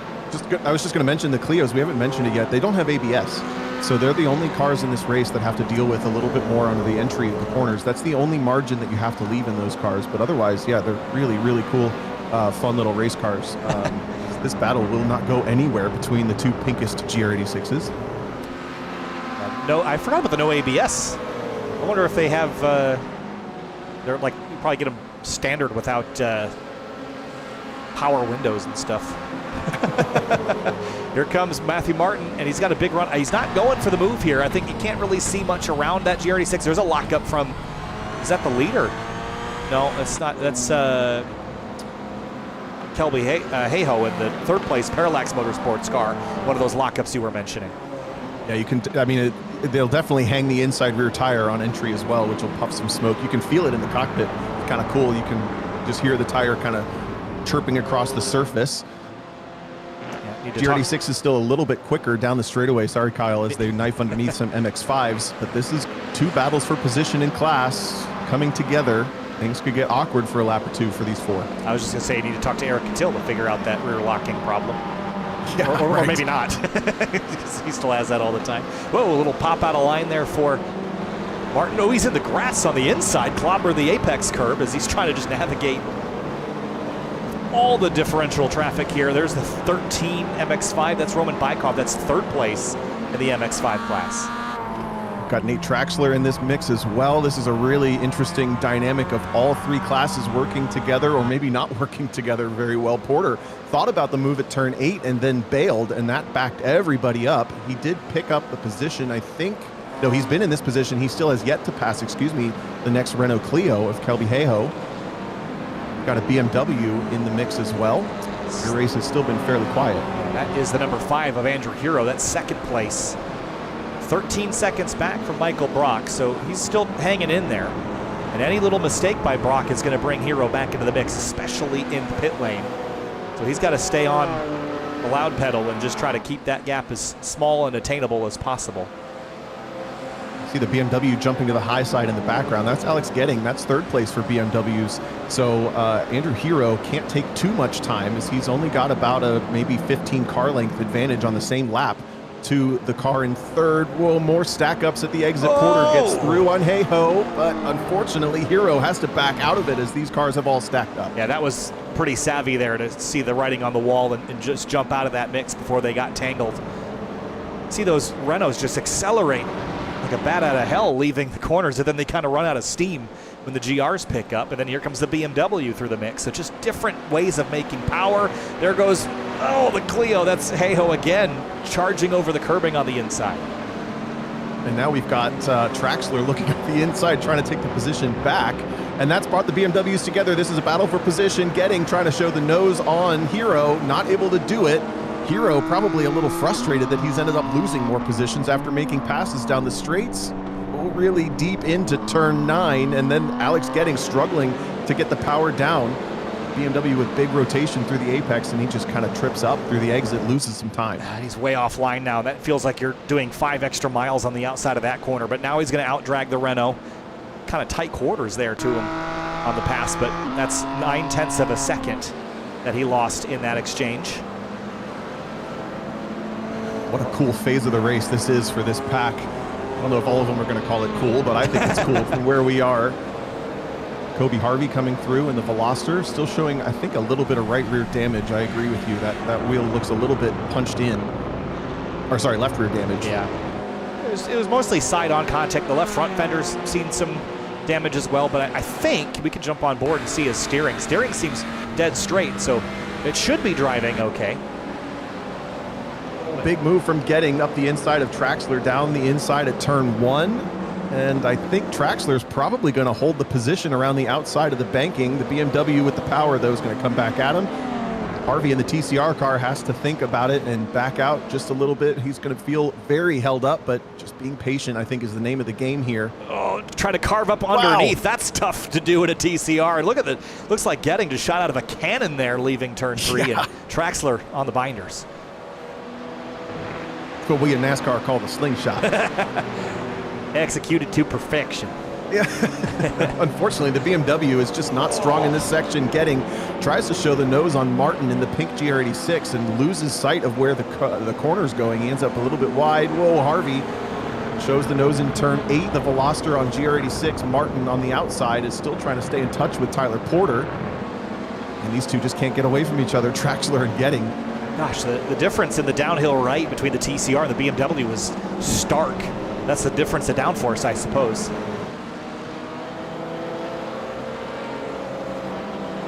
Drag race between these two will easily go to Getting in the gray BMW. In all of that, I think it looked like Andrew Hero was getting strung out a little bit, but now Hero has a big advantage, about 3 cars between him and 10 car lengths back as the pit stops. Maybe Michael Montello just popped the seal on him and is starting to, yes, he is taking tires. Gonna guess 3 tires going on that car, drops down, drop the clutch momentarily, maybe even 2 tires. He's sitting there for quite a while on the ground. Yeah, he's rolling now, so he's back up underway. Another GR coming in the background. Sean Condon, I believe. Look where he's going to come out, Kyle. He's going to come out right in that scrum we were just watching. And, well, he might just, well, he's going to have cold tires, too. That's unlucky. That's real unlucky. Yeah. GR86 is pretty quick out of the jump with cold tires, but they do still take maybe a half a lap to feel comfortable and a lap to be at pace. He's going to jump right into this battle with Porter, Martin, and Traxler. Luckily for him, though, I think Alex Getting cleared this battle finally, that gray BMW up the road. Those 2 BMWs, it only took them being around the rest of these cars to cause quite a bit of chaos. No one was doing anything wrong, of course, but that's just how it goes. Ooh, Porter runs wide. That's such a fast corner. If you make a mistake there, it'll bite. I think Satterfield's on pit lane in the TCR category. So one of the first to break up there. But all eyes on this mix here with one of our GR leaders coming right out into the midst of midfield traffic. Really important for Montello to try not to get caught up in this battle. He'd already lost about 4 seconds to Alessandrini before the pit stop, so he had essentially what I would call lost touch. He's going to need some problems for Alessandrini, or some delays. I don't necessarily say problems, but now they've got the overall leader coming through. 4 cars in GR86 is battling for position. We also have Paulo Wojcik in the Liberty Bell car just ahead there. That car is 1 lap down after serving the penalty for contact on the front straight. Polasek's going to dive to the high side. Porter also goes to the high side, protecting. Well, Polasek to the pit lane? To the pit lane? Yeah, I think he's going to have to. To the pit lane. Yeah, and it looked like Traxler was kind of squeezing him to the fence and almost didn't really leave him much of a choice. But that's right smack in the middle of the race, halfway through. And here's that battle for third, Brunner and Best. Don't think either of these cars have pitted yet. They're going to be pitting maybe this lap. The pit lane was packed, if I just caught that as we cut away from it. But Best has the opportunity, shows the nose at the inside at turn 10. I don't think that's going to pay off for him. No, and just to get you a view of the pit lane, it is pretty full down there. The mix of basically everybody. So we'll go back to that battle for third in TCR because it is heating up between the 2 Hondas. The other thing is with Ken Hausiel hopping in this Liberty Bell car, or excuse me, the Moo Moo Meadows Mowing Masters car, the number 30 Honda Civic, he's going to have to get back up to pace really quickly. David Best, I don't think, is doing a driver change, so he's already going to be basically warmed up and ready to go, which is a little bit more advantageous at a pit stop. Overall race leader has completed their pit stop, and now Logan McKenzie climbs behind the wheel of the G-Force Racing car. Here comes Best for a run up the inside at turn 1.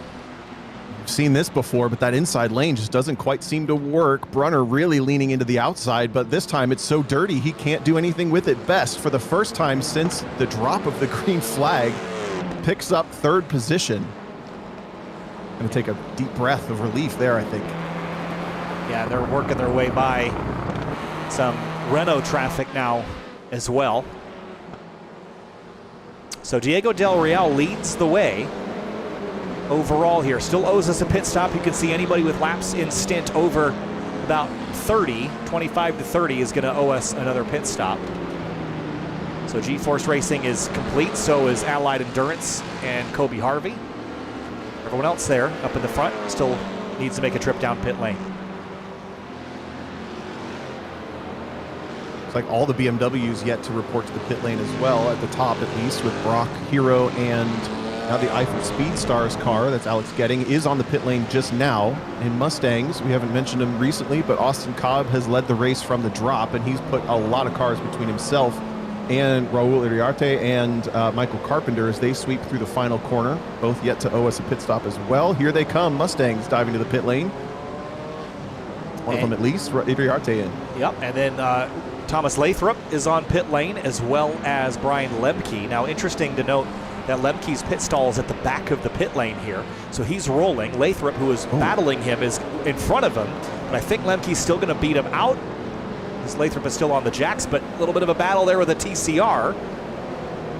He's going to get squeezed out. I don't know. I didn't think to coach anybody on that. IMSA has rules for what to do, but we didn't, so that was a little bit awkward. Kyle, if you could we cut back to Matthew Martin down the front straight about maybe 30 seconds ago? He was off the track. Something odd was happening, and I missed what it was. That's the number 666 car. Maybe he just trying to get a drink or something. What in the world was that? Okay, it was a good save. Yeah. Yikes. Okay, I thought I couldn't figure out what happened. I still don't know what happened. Watch this.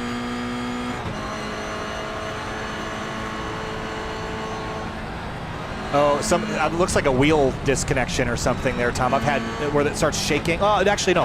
I think you're right, because when you let go of your wheel and it starts doing that oscillating thing, don't text while driving, kids.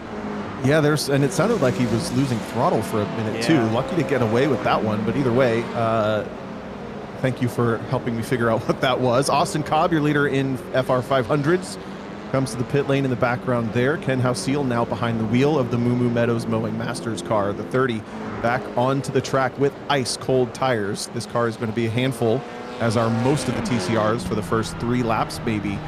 Call it 2. You can really hear it and see it. Oh, gosh, that's painfully slow. It's brutal. Oh, man. So, anyways, how about Getting and Hero? This is a battle for second place, and these drivers have both made their pit stop, and it's a battle for P2, 17 seconds behind leader Michael Brock. Oh, and Getting got by Hero, but he's deep into turn 1. Oh, Hero's going to get the nose up the inside. He tags him. Oh, no. The battle for second was on, and all of a sudden it's gone. Yeah. That'll happen. We haven't really seen a lot of that today, but just gets up underneath them. Kind of a late dive here. Yeah, pretty optimistic there, I would say. Unfortunately for Hero, it's an easy mistake with high consequences. Yeah, there was, a little bit of space there, but not a BMW width. And by the time the driver head turns in, they're entitled to that space. So unfortunate contact there, but thankfully no bodywork damage. It'll just cost Getting about 14 seconds worth of time on the racetrack. David Best is into the pit lane. Diego Del Real still has not come to pit lane. They've been out on track for 39 laps. They're trying some other strategy here, but Logan McKenzie, now piloting the G-Force car, is just 7.9 back, and they already have completed their stop. Right, McKenzie was really quick in practice as well, also running down in the 1:40 range. I think Polasek is just a little quicker from the lap records that I saw, from the lap logs that I looked at, but either way, they're essentially equal to each other. Drops the tire just a tiny little bit. You can usually get away with maybe a pixel or 2, but not much more. I'm curious if Diego might be going for some other sort of alternative strategy with saving a bit of fuel or something. I don't think there's a whole lot of opportunity with that, but he's definitely pushed this way further than anybody else. And Diego, of course, your winner from the GT3 class and overall back at Laguna Seca in the 3 hours that we ran in December. Or was that January? I've lost track. Yeah. So, this is a really, really savvy sim racer, a driver that puts in a lot of work. But he seems to have been esports just a little bit today. Well, I think there's something to say about, in this context of, well, the driver ahead of me is faster, so I'm not going to beat him by doing exactly what they're doing, right? So even if this wasn't a pre-planned strategy, they were pretty safely in second place. Might as well try something a little different. I don't know what difference going to get you, but I know what the same will get you. It's the same. Exactly. Very good point. Just clearing Franz Hansen. Looks like Diego really having to focus on getting the power down, pointing the car in straight lines before he puts any extra radius into the corner just to keep the tires happy. It's very realistic, to be honest, Kyle. When you're in a TCR car about an hour into an IMSA race, you're doing the same thing. The car has no lateral grip left. It's all longitudinal, and you got to drive to that.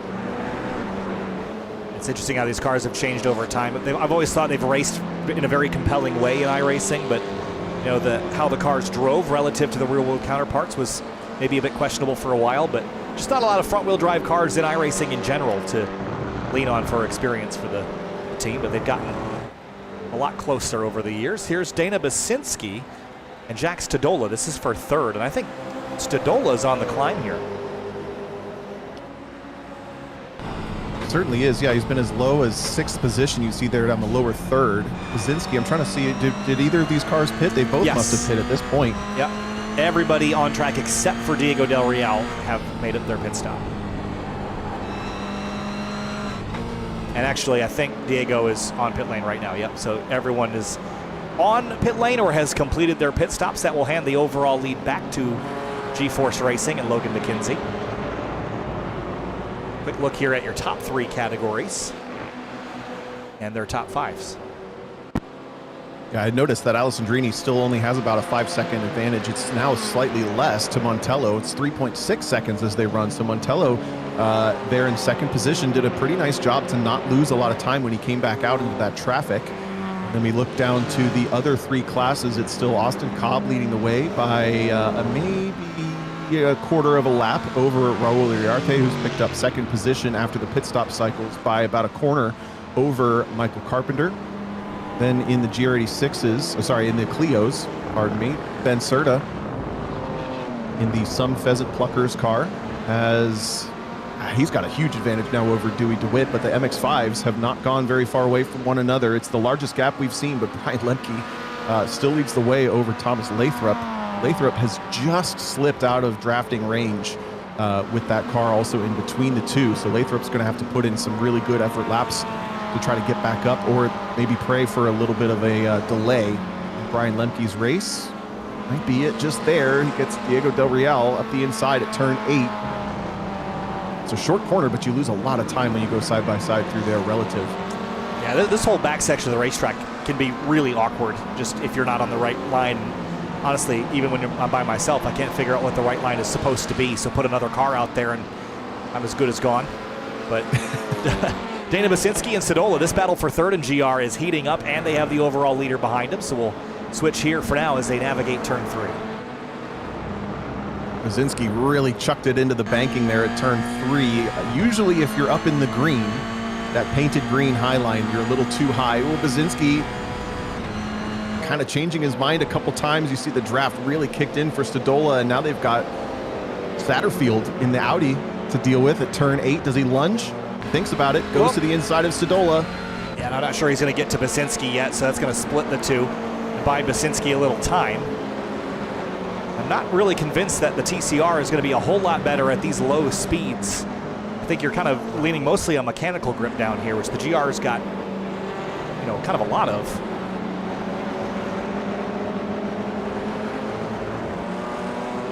It looks like Stadola's still hanging on here, and now Satterfield's clear.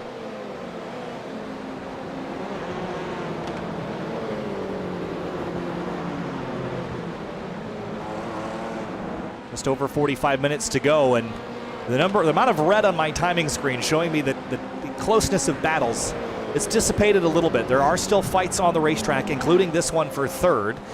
This is in the Clios, Spaz Miller and Kelby Hayhoe for third in this class. Rad Hangs Racing, Parallax Motorsports, a little ways behind Dewey and Serta. I'm going to guess that the people watching on the live stream are either rewatching the race because they were in it or are watching with us now, about 50 of them, know enough about sim racing or iRacing, but of course no full course cautions function in this game, which means that the field just tends to spread out by quite a bit. And in the second half of this race, we've certainly seen that. Kelby Hayhoe still doing a really nice job, again, fairly new to the sim racing world here. I think, I don't know if Kelby's actually run Sunday Cup, but he does track a, I forget now if it's a Mazda Protege or a Toyota Corolla. But either way, it's cool, and he's really picked it up pretty quick. Yeah, and especially if you're running, you know, low power front wheel drive cars in the real world, this is a great car for that in the simulator. A little bit more power perhaps, than a Club SE/Sunday Cup car, but I think similar in, Tom, you'd be able to tell us, kind of similar in behavior, perhaps, other than the power? Yeah, the big difference is these do have enough power that you have to have a little bit of throttle management, and a lot of the Sunday Cup cars don't. They're modified enough. Well, yeah, and they're modified with suspension nicely enough versus, let's say, an SCCA B-Spec car. Same power, but the B-Spec cars need more, they're modified less, so they need more management. Sunday Cup cars are usually modified in a way where you can drive them pretty digitally. Just go back to full throttle and keep the momentum up. The Clios here in this sim drive a little bit more like the B-Spec model that I mentioned, where you need to be a little bit more precise with the throttle position, especially as the turbo spools down low. Yeah, super fun to drive, though. Definitely a very lively car, especially at really fast tracks where there's a lot of switchbacks and things, and you kind of get that rear end swinging around a little bit. It is a fun car. The other cool part, I mean, this car is, for a very entry-level club racing, you can actually do quite a bit to the diff in the game. You can play with the preload, you can play with the bite, essentially. So it gives you some pretty cool tools versus just whatever, tire pressures and shocks. Yeah, it's kind of fun to play with ramp angles like you're in a Daytona prototype. Right. But Andrew, Hero, and Getting, they've swapped positions again. Now, I wonder if this was Hero the one that was involved with the collision last time? Yes. Out? Yeah, we had Hero down the inside of Getting. Yeah. Getting ended up backwards, and Hero was told by the live admin if he gives the position back, he can avoid a actual stop and go penalty. And because he didn't actually damage or end Getting's race, he worked it out to perfection, and now they get to resume that battle. I'm sure Getting's still frustrated by it, but I think that's fair to say, especially in the sim racing world. You give the position back and you don't hurt their advantage to finish the race, or their ability to finish the race. Pretty fair game. Getting drops way down to the bottom, though, to let Del Real through. You lose so much time, especially on the run down this straightaway doing that. He's going to have a huge charge from Hero down this straightaway, but I think Hero knows, okay, I just gave this position back. Maybe don't pounce on him again. Yeah, I mean, you get a second chance at life here. So the battle gets to resume, but you have to be cautious. Now you've got the steward staring you down, too. So right, they're watching your hand creep closer to the cookie jar again. Or the baby gate. The baby, yes. By the way, I got to say thank you. You're never living it down, no. Kyle. I do have to say thank you to Paul Darling for being a live admin. Now, hang on, I'm going to save my thank yous till this race fizzles a little bit. Hero up the inside, Getting really opens the door at turn 10. It's going to be a pretty heads-up drag race down to the braking zone for turn 11 between these two. Getting with momentum. Hero with the shorter distance. Could be tight quarters into the chicane here, but for now, Getting hangs on, runs that wider lane. A lot of gravel out there, though. And Hero on the wrong side of the road to make the pass. I think he might be better off tucking in and using the draft into one. He's going to try to stick compromised. it. Yeah. He's compromised that entry for Getting through turn 13 and couldn't quite do anything with it, but now he's going to get a little bit of a draft. The BMWs, they actually draft really well. One MX-5 to navigate. Well, this is a mirror image if there ever was one. This is a redo for Andrew Hero to get it right. It's better of it. Doesn't show the nose this time. They're going to make it through turn 1. He does right up underneath the back of Getting. I think Hero's got a little bit more pace in this car. Yeah, and he's just got to figure out how to pick the pocket here. Get his hand in and steal that watch before Getting can see, but yeah, he's out in the green there, too far out. Got some marbles, and we'll have to try that again a little later. Dana Basinski's been hanging on over Jack Stodola. This has been a pretty fierce defense from Basinski. I know Dana still keeps up his sim racing regimen, if you call it that. Does quite a bit of, at least a handful of sim races a week with some official racing, and every once in a while with the ASM crew. ASM crew, really not a big group of sim racers, though, so Basinski's got to stay self-motivated, typically with himself and Piero Pucci, maybe Shane Patza joining every once in a while. But he's being kept honest, by Stodola, who's racing for 2 now, is Pete Stodola with the early retirement. Jack's the only one left in the field. Basinski. Oh, he's got my head. I'm on the hood. Look at that, Kyle. I didn't notice that. There you go. Tomo.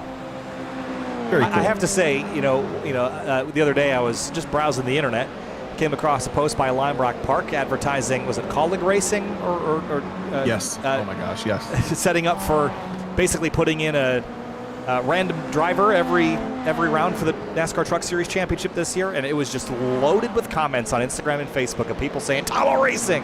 I come over here to Lizard Brain's Discord, and everyone's going, tag Tomo! And I have never seen a post like that get so much traction. I don't know that, I mean, it was from the track, not from the team, but they got to be paying attention, Tom.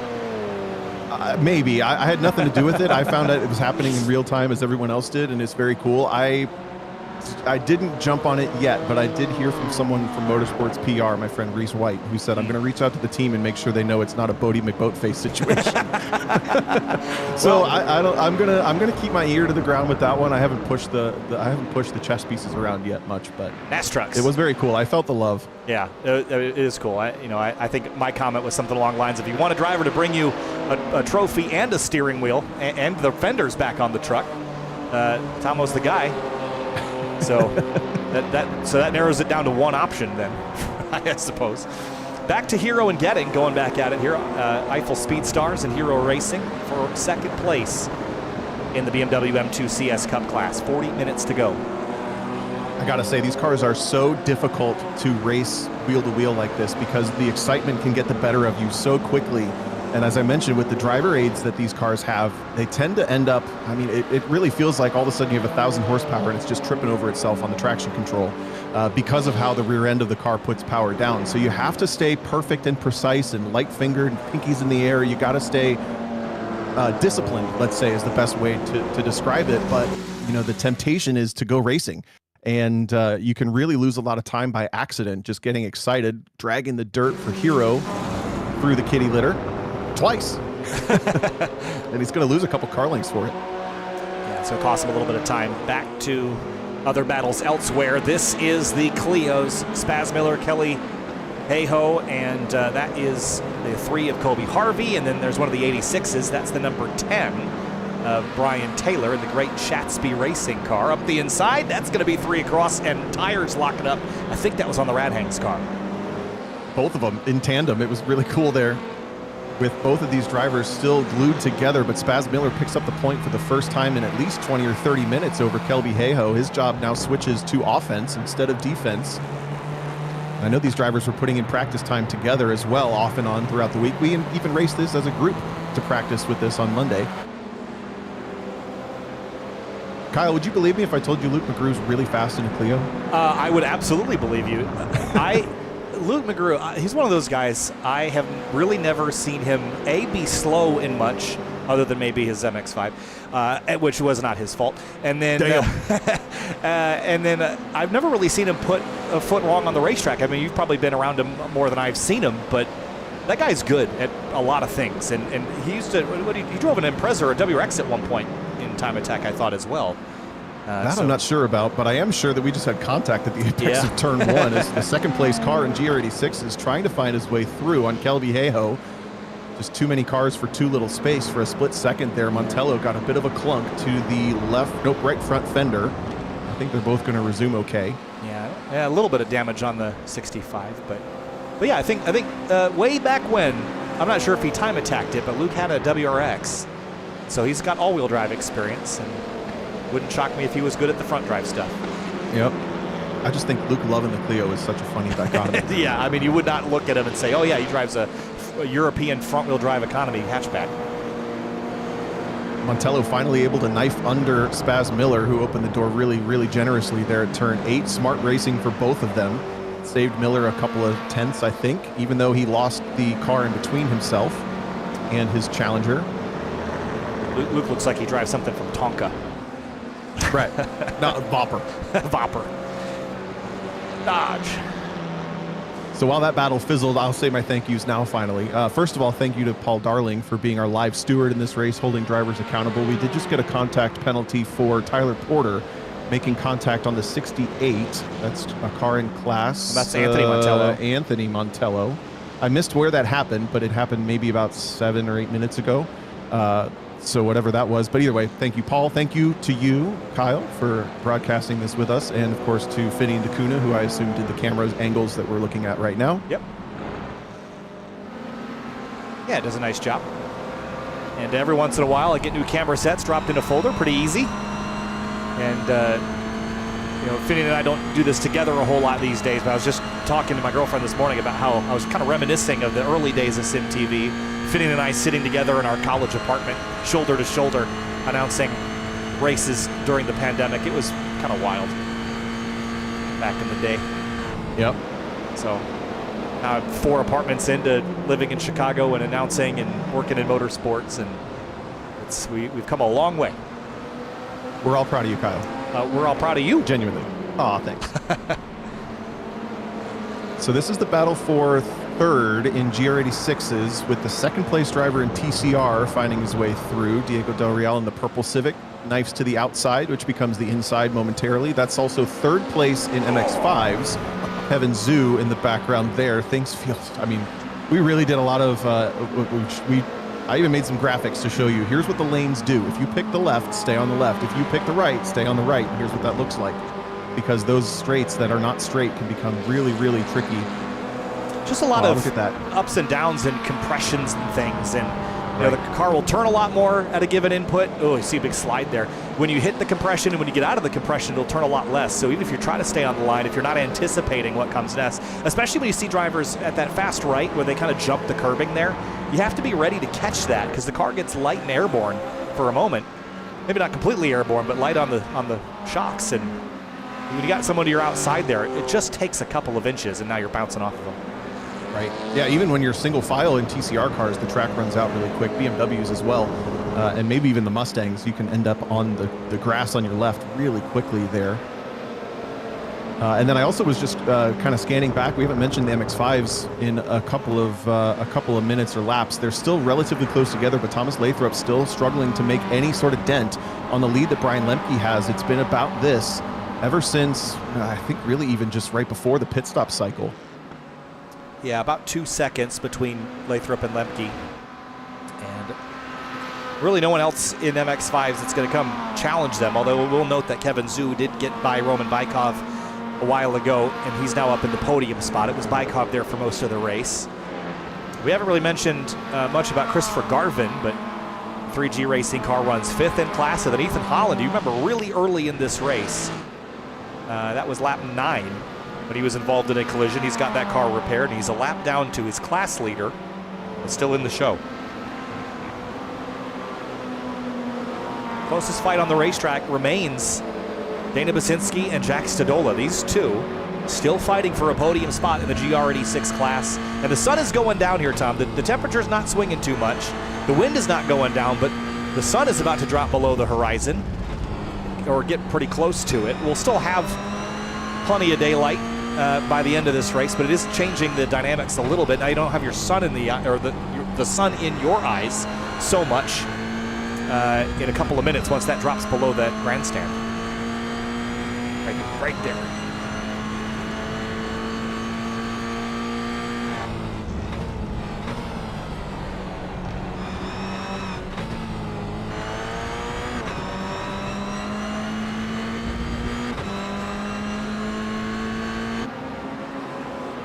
Field working their way down with just 33 minutes to go.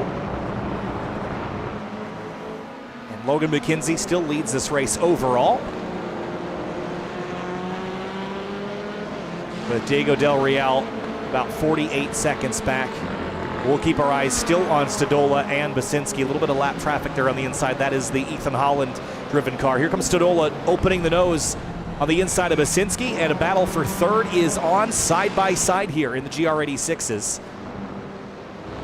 And Tomo, it is about to get spicy between these two. This is the closest battle on the racetrack, Stadola and Basinski for a podium spot in GR Cup. Stadola took a look into turn 1, but just wasn't able to get the job done.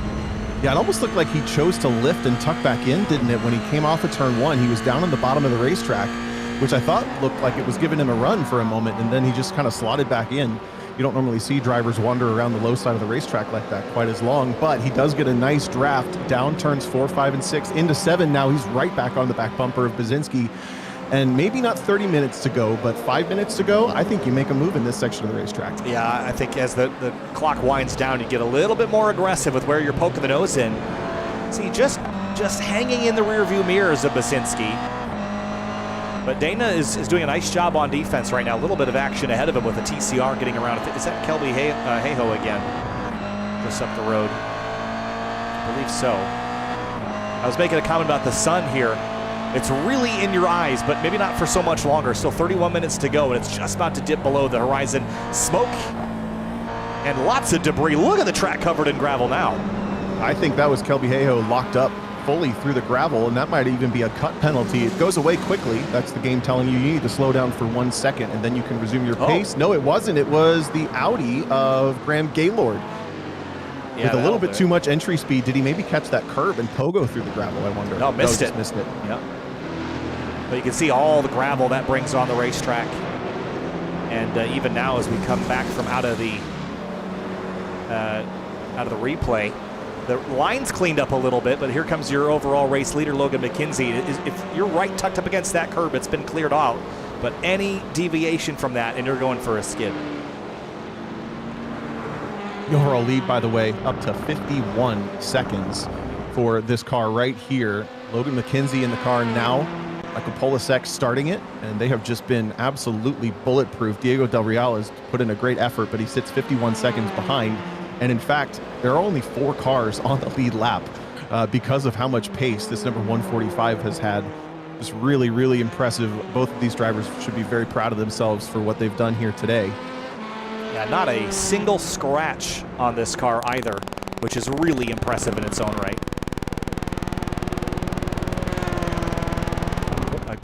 Are you getting that sound too, Tom? Sure am. Okay, well, let me solve that real quick. We're on board the chopper, right?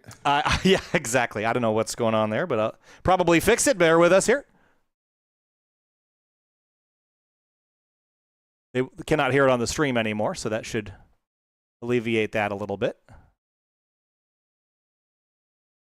Ooh, that is ugly.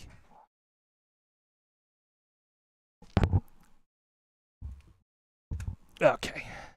There we go. That's much better. And we'll put that back here.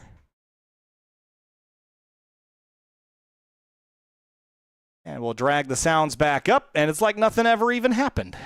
Beautiful. So we mentioned the lead TCR car and battle there. Michael Brock still leading pretty dominantly. He's put in an excellent performance in the BMW M2s. And the battle for second has fizzled just slightly as Alex Getting has pulled away about maybe 7 or 8 seconds now almost from Andrew Hero, slipping just slightly back. DJ Alessandrini still leads the way in GR86s and has continued to ease away ever so slightly from Michael Montello, slightly by lap, but now it's a pretty big chasm between those 2 cars, with the battle for third still on between Basinski and Scadola.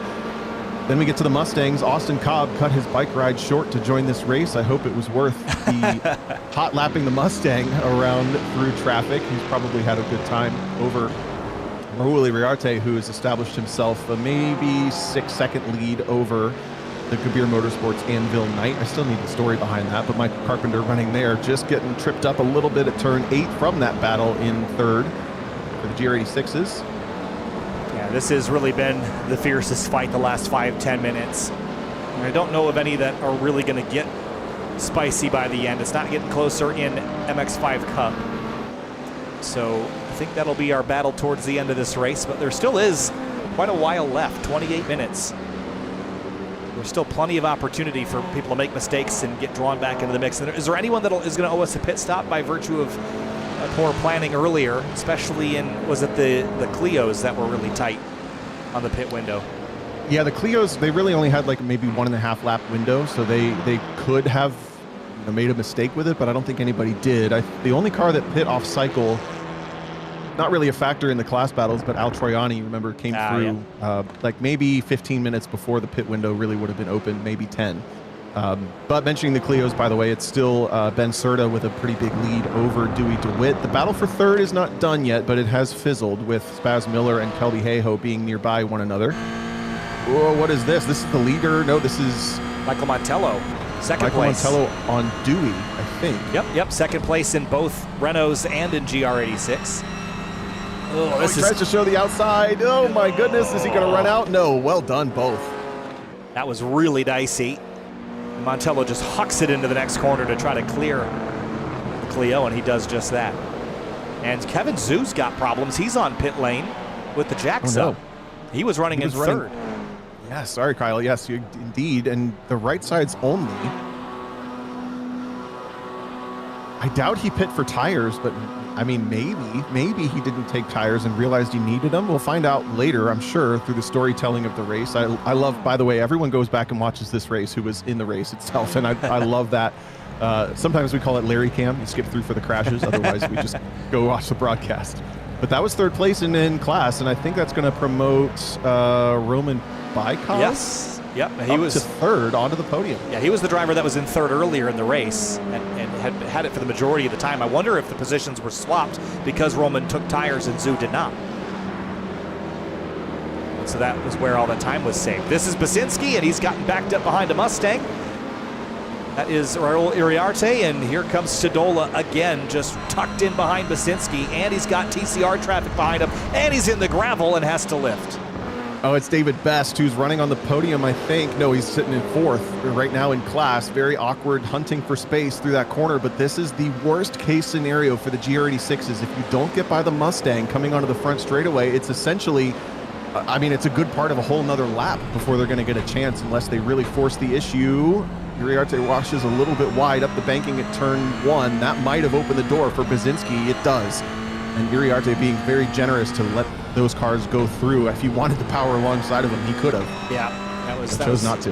Very generous of him, to your point. And Stodola just trying to line up Basinski. He has been following this orange ASM branded car for the last 15 to 20 minutes, and he's only got 25 left to poke a hole in the defense here.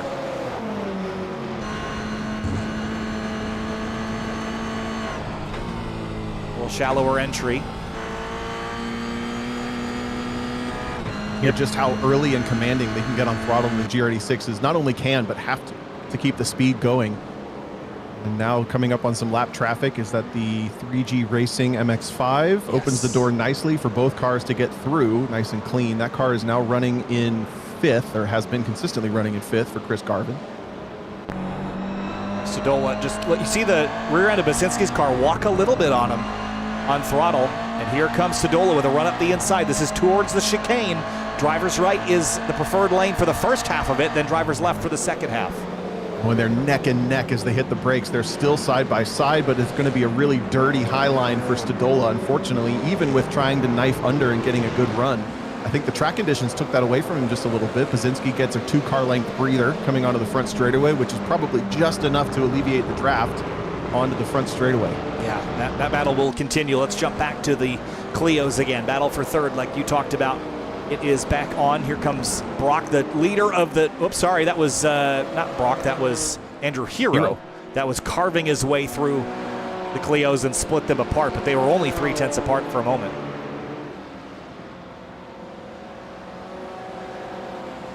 So we'll wait for that to fire back up, and we're back to Stodola and Basinski again. They've got the overall leader coming up behind. Who else is that? I think it was at one of the Mustangs dropping down low. No, it was the BMW. Yeah. That's a car I haven't seen much of today. Which BMW is this? That would likely be John Willett. No. Stephen Lee, potentially. This car. The other Kentucky Sim Racing League car. Got to say, these guys pitched an idea to do a Garage 56 entry for this race, and with so many classes, we sort of went against it, but I love the idea.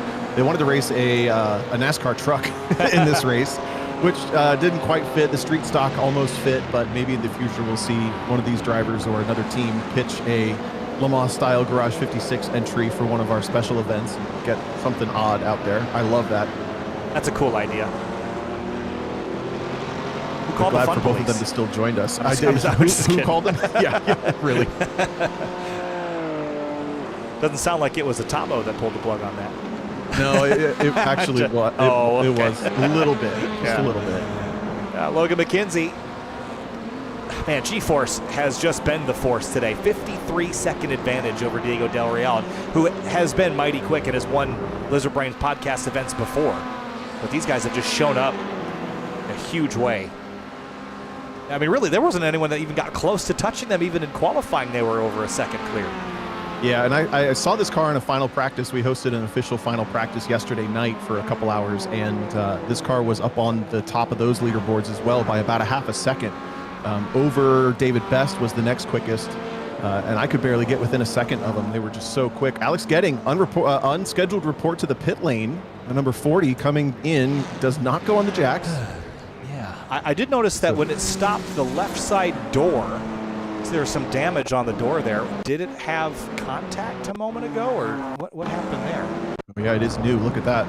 Nothing. It was before or after the. Well, it already exists there. I'm just trying to see the wrong side of the car for when they had the contact between him and Hero, I think. It's pretty old, so I can't quickly pull it up. But he's going to be on pit lane, and he's back out now. The other thing to note, Albert Troiani. Pit lane penalty again. Didn't he have one earlier too? He did for the pit exit, yep. This time it was on entry. Here's a battle. This is Brian Taylor and Richard Sawicki for 10th in class in GR86. Brian Taylor on the brakes pretty early. Richard doesn't have to try too hard to make that pass happen. And I think that's a Fast and Furious reference livery. I've never seen that movie, but I think that's what that is. Have you really never seen Fast and Furious? I've never ever. Nope. But I think neither that's have the I. Supra, right? Yeah, but I just would have thought that you had. But yes, Sawicki in that. Yeah, you're right. Exactly. Supra. Or yes. And there was a pink S2000, I think. There is. Yeah. See, I know my references. I don't have to see it. That's all you really have to know, right? My least favorite question in the history of the universe is, have you seen? And the answer is always no. And everyone always acts surprised. Troiani's back on track. And Stadola and Basinski have a little bit of a challenge now because Stephen Lee in the KSRL car splits the difference there in the BMW. There's really not a huge difference in lap time between the BMW, although it is the second quickest car in this race, to the GR86. It's only about a 2 seconds difference between the two, and you put a front-running GR86 next to a top 5 BMW, and all of a sudden they're running very similar pace in very different ways. Lee uses the power, easily clearing Basinski, but it did delay Stadola just slightly in the mint and white colored car, and that's actually your leader in MX-5s as well. Brian Lemke, the next car on Stephen Lee's list, and he's going to lunge at turn 8, slow Lemke down just a little bit. Lemke saw it coming from a mile away. I bet that's been happening since about 15 minutes into this one. Yeah, Lemke's been really smart so far, but you know, this is an area where Lathrop could maybe make up some ground with a couple cars around Ryan that are of similar pace. Right. He's got to be careful not to waste too much time here. Oh, Basinski in the dirt up the inside of Lee. Stadola nearly in the dirt around the outside of Lemke. Both of these drivers having to stay on their toes to keep their class battle alive.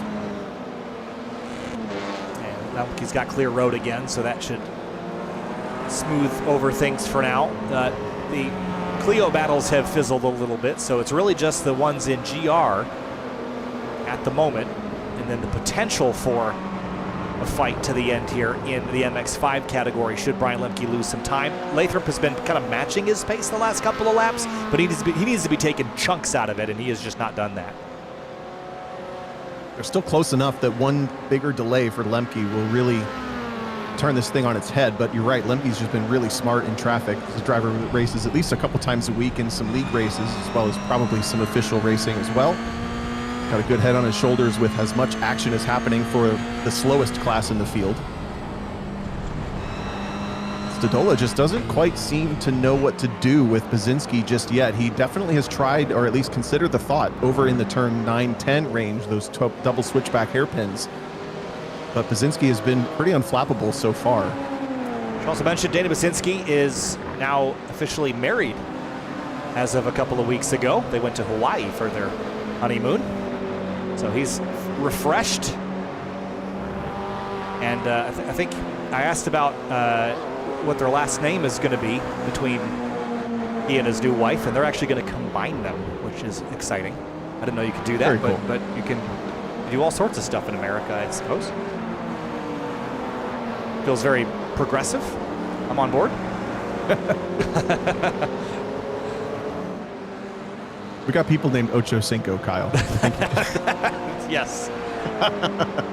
I just caught a thing in the official race log. Unfortunately, Kobe Harvey was having connection issues and was sent to the pit lane in the Hyundai Veloster that we were seeing quite a bit of in the early stages of this race. He had been running in the top 6 still, but that was essentially the only 6 cars in the conversation in TCR. Yeah, unfortunate there. I didn't even pick that up yet because he's still showing in 6th because the next car was about a lap back from him, but he is off track currently. Unfortunate for Harvey. He's really been in the thick of it today in the midst of all the fun battles we've been watching. Ooh, Basinski's in hot. A little bit too hot, it looked like, but he salvages it for turn 1. Stodola has slipped back another car length on this lap. They're coming up on Kelby Hayhoe in the...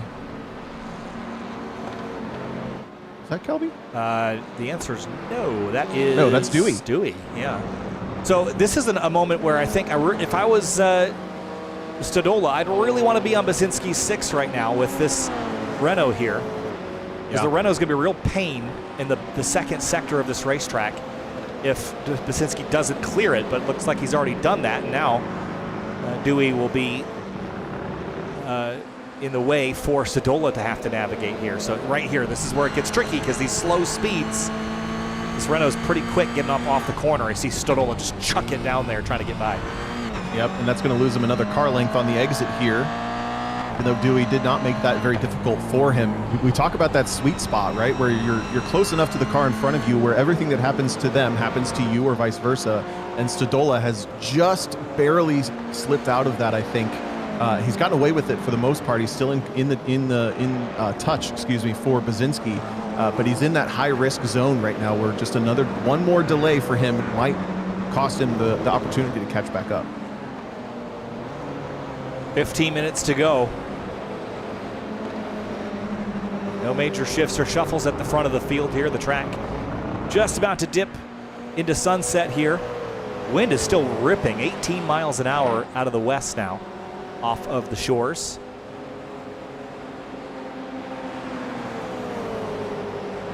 And the BMWs, Michael Brock, he has led a huge portion of this race. I think basically everything in the BMW today, maybe save for a moment on pit lane. It's rocking the Dunning-Kruger Hill Climb Association on one side and the iRacing logo on the other side. Both custom graphics by yours truly for the Lizard Brains podcast merchandise, which is on our Spreadshirt shop. I have the iRacing mug courtesy of Anthony Montello. Nice. So got that one sent to my door. Kobe Harvey's back in the pit lane, but now down in 6th place, unfortunately.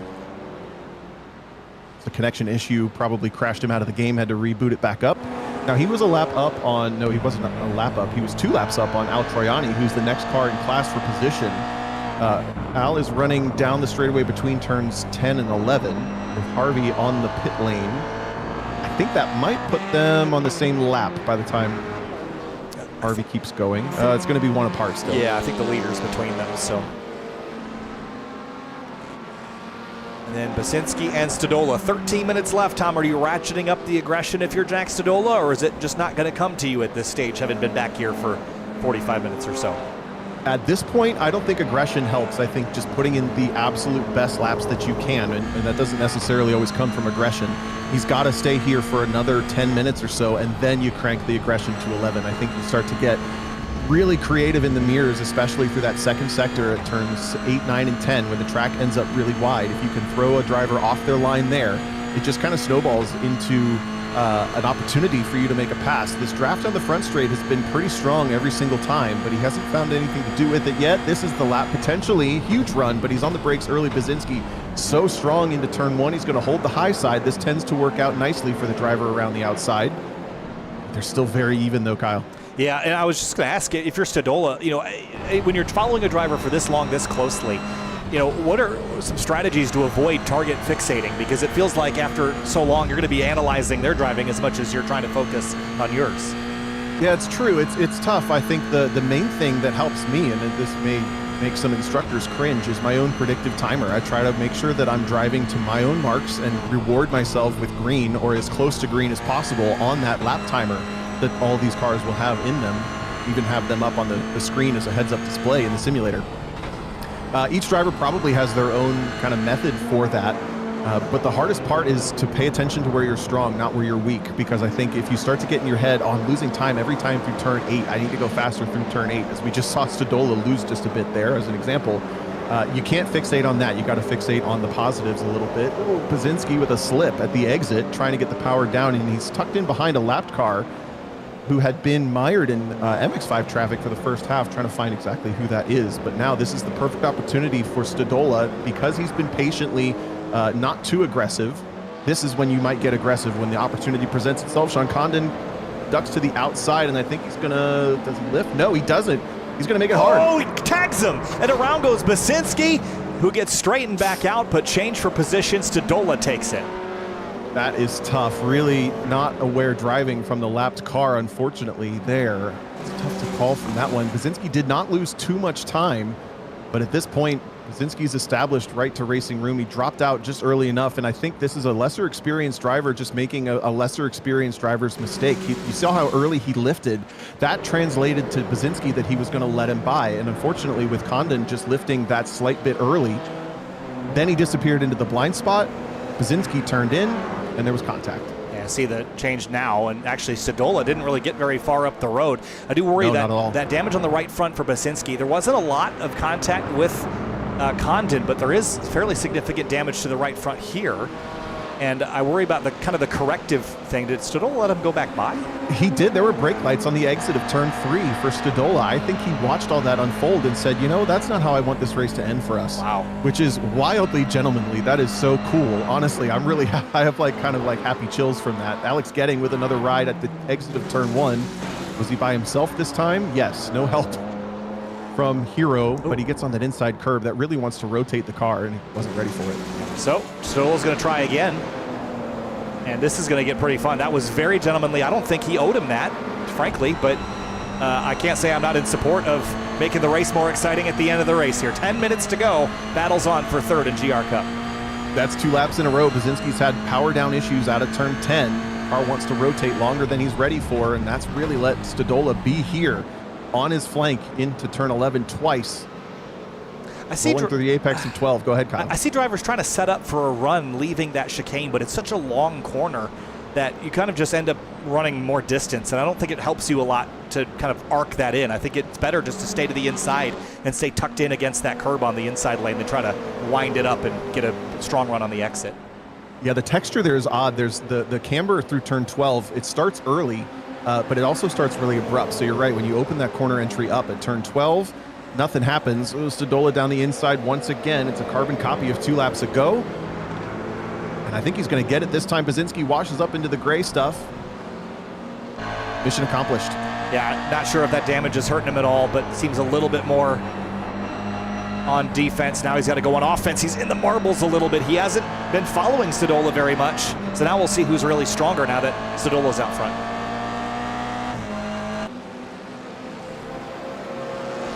Second place in TCR, Diego Del Real comes through on these two making easy work. And if there is any damage on the front of Basinski's car that was slowing him down, he now has a draft to offset it. But it looks like it might just be a tire issue for Basinski. He's really struggling with the precision, washing wide a little bit through some of the faster corners and even some of the slower corners.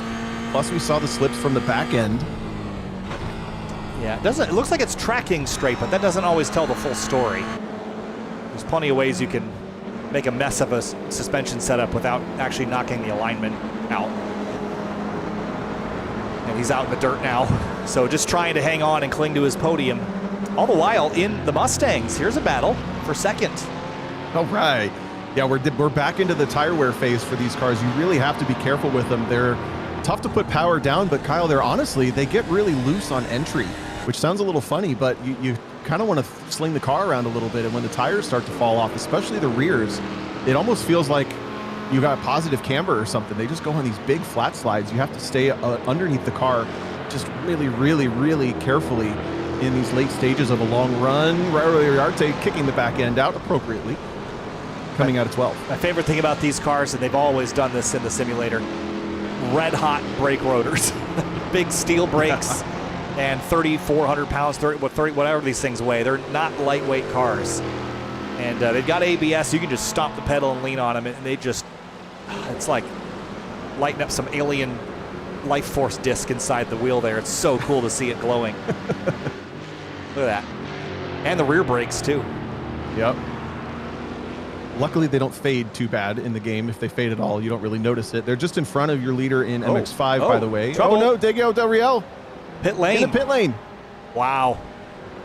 Oh, this is heartbreaking. There's pretty big damage on the front of that car as well. Oh, in the last 10 minutes, how did this go wrong? Down into turn 1? Potentially. It might have been after this, but just charges in there. Could it have been on? Oh, right here. Traffic. Oh, no. And, right into it. And that was one of the BMWs. Yeah, I think that's Stephen Lee in the Kentucky Sim Racing League car. We've seen 2 different BMWs spin there now. And, I mean, a BMW is almost half the track width when you park it sideways like that. Yeah, I see it. He loses on entry. Yeah, and here, you know, you're kind of stuck here because it's a blind corner for everybody else. And he does kind of reverse, but, I mean, where do you go? He just kind of holds station, I guess, but now he's in the racing line, and yeah, that's tough. Yeah, he got out there pretty far. That was a little bit too much reverse, in my opinion. And unfortunately for Del Real, he was not wildly in front of... He had about a 30-second lead for Ken Hausiel in the Liberty Bell Husbands car, the Moo Moo Meadows Boeing Masters. Is this going to give them second position? I think it does. Yes, and it's also going to give third to David Best and fourth to Tyler Satterfield. It was actually pretty tight from second to fourth, and Diego Del Real sits fifth right now, and there's the potential, depending on how long he's in there, for Michael Brock's out of class, but Kobe Harvey, remember, he was out because of the connection problem. He could even get by Diego. My guess is, based on how long Del Real's been sitting in the pit lane, that he already used his fast repair at some point else in the race when he did his pit stop, because that car's sitting for a long time. Unless he's just getting towed. Yeah, well, I think he definitely towed. The front end definitely didn't seem like he could get around a lap, but if you didn't already have the fast repair checked and you hit reset, the car immediately goes to the pit lane and you don't get a choice to check it. So, you know, if he reset before confirming that, he could have put himself in a box as well. Man, heartbreaking. He's actually disconnected, called it a day. For the last 5 minutes of the race, can't blame him there. Now this battle for Mustangs, though, still on. Ken Hausiel has just inherited second place in the race. He doesn't need to do anything aggressive, and he does a nice job to not divide this battle up. Raul Iriarte has the second position in the black Mustang. The white Mustang just behind Michael Carpenter ran second most of this race, but all of a sudden has found himself needing to be on offense. Yeah, and this battle's going to go down to the wire between these two. And I also have to note, I don't think it's trending this way, but Ken Hausiel's last lap was almost a full second slower than David Best. Not enough time for David to get there, but it's only 7 seconds. Anything could happen. And Jack Sadola and Basinski are still within shouting distance of each other. Kyle, the G-Force Racing car is in position to lap the field. That is... They're really not that far behind. The only car left on the lead lap is just one straightaway in front of them. That would be a stamp if I ever saw one. I mean, I know we're talking about 7 classes, but there's pretty good takers in the TCR class. That's really impressive. And again, McKenzie and Michael Polasek, both competitors in the first handful of seasons of the Toyota GR Cup North America Esports League. McKenzie was a consistent top 10 runner. Polasek won the first season. I think it was 4th in season 2. They have just been lights out impressive today.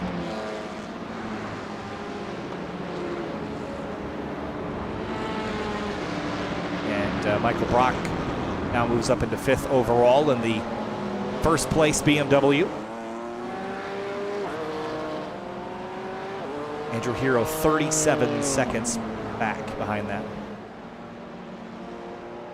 So that podium battle in Mustangs really is the closest battle, I think, highest up in any field.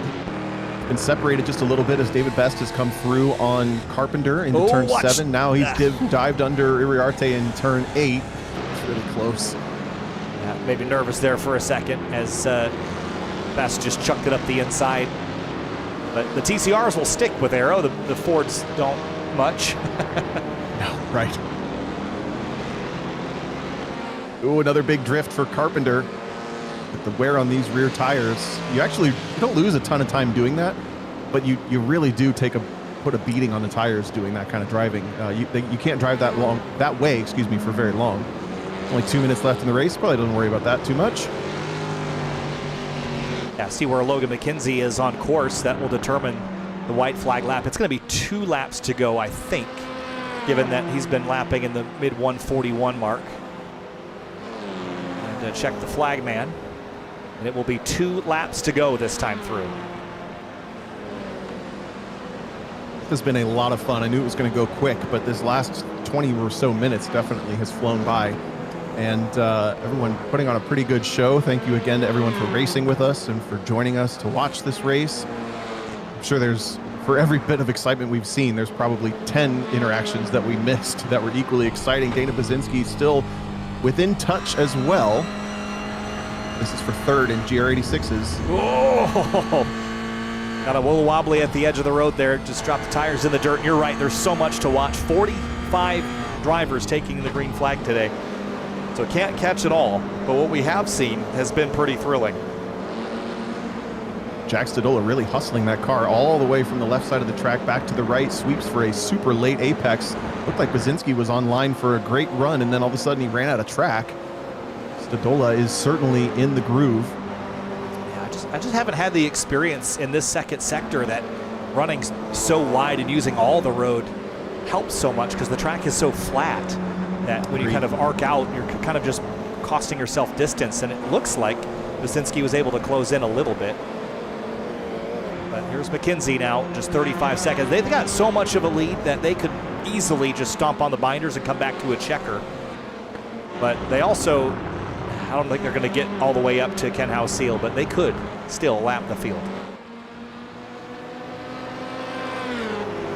Sweeping around the outside of Franz Hansen, who is running in the 5th position in class. He's just a little bit out of touch from that podium battle between Stadola and Baczynski, but he's had a great race. Where's the white flag? They're in the orange and, maybe they're, he's waving it invisibly. It's out. Look at that. I've never seen that before. Always He's something. panhandling. Yeah. Oh, boy. Just a lap left for McKenzie. And for Stadola and Baczynski, this is going to be one of the tightest fights. The Mustangs are still at it as well, and they've got traffic with a Renault. This is going to get interesting here.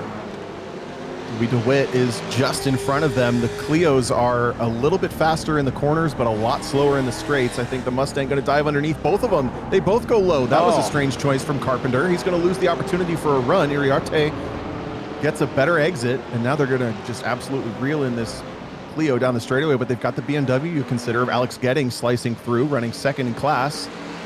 Oh, that's really close stuff. They're really not that different in speed. Yeah, I think that was just a misread there by Carpenter. If he'd just gone high, would have just built up a ton of momentum, and now he's got the BMW between him. He uses all the road plus some.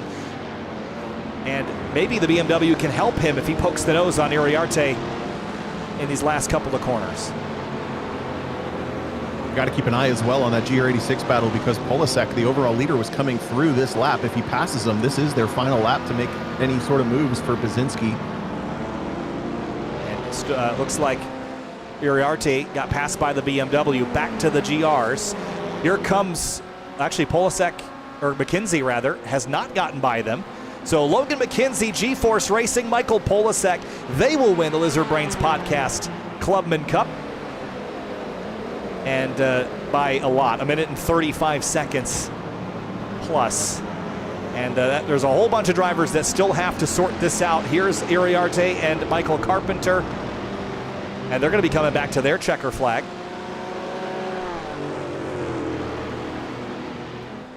And just in the last bit here, Tom, just not quite enough for Carpenter. Winner will be Austin Cobb if he has already crossed the line. He has not. But Iriarte and Michael Carpenter will be 2nd and 3rd. Austin Cobb still hasn't won the race somehow. Make that make sense. I know the logic of this always makes me question myself, but. No, technically he will have won the race. Also, yes. Michael Brock just came through to take the win in the BMW M2 CS class with a really, really solid effort in the number 45 over Andrew Hero in 2nd place, and then Alex Gedding slipped to 3rd. in the later stages of this race. Mustangs doing Mustang things. BMW's doing Mustang things too. And then on the MX-5 side, Brian Lemke came home with just a flawless race, I think. Thomas Lathrop in second. Yeah, really job well done there. Burnout's happening.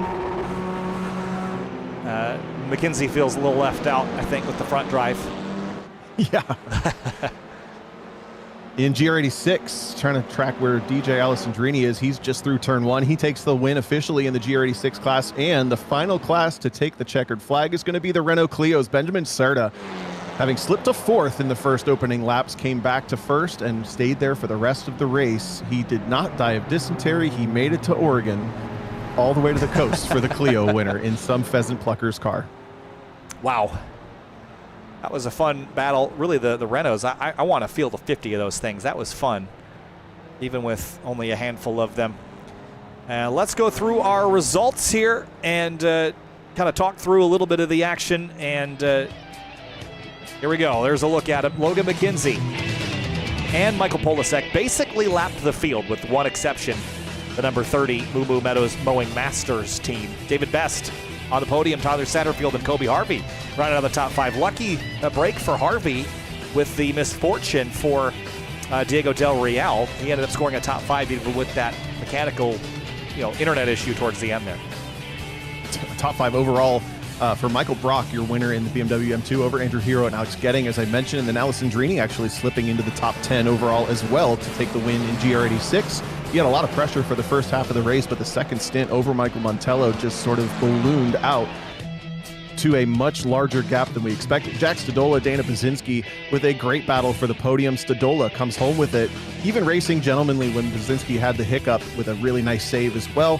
He still comes home with the top spot, and then Austin Cobb just sneaking that Mustang through into the top 20 in the number 136 car. He put a bunch of time between himself and Raul Iriarte down there in 26th and 27th overall. A handful of GR86s. Del Real still comes home with a disconnect, but an 8th in class and a 23rd overall. Yeah, and Ben Serta in the Renaults wins over Dewey DeWitt. Dewey right there in the mix. That was fun to watch them fight kind of mid-race there as Dewey's tires burned off. Brian Lemke wins in the MX-5 Cup category. Thomas Lathrop was right behind him all race, just didn't have anything for him at the end.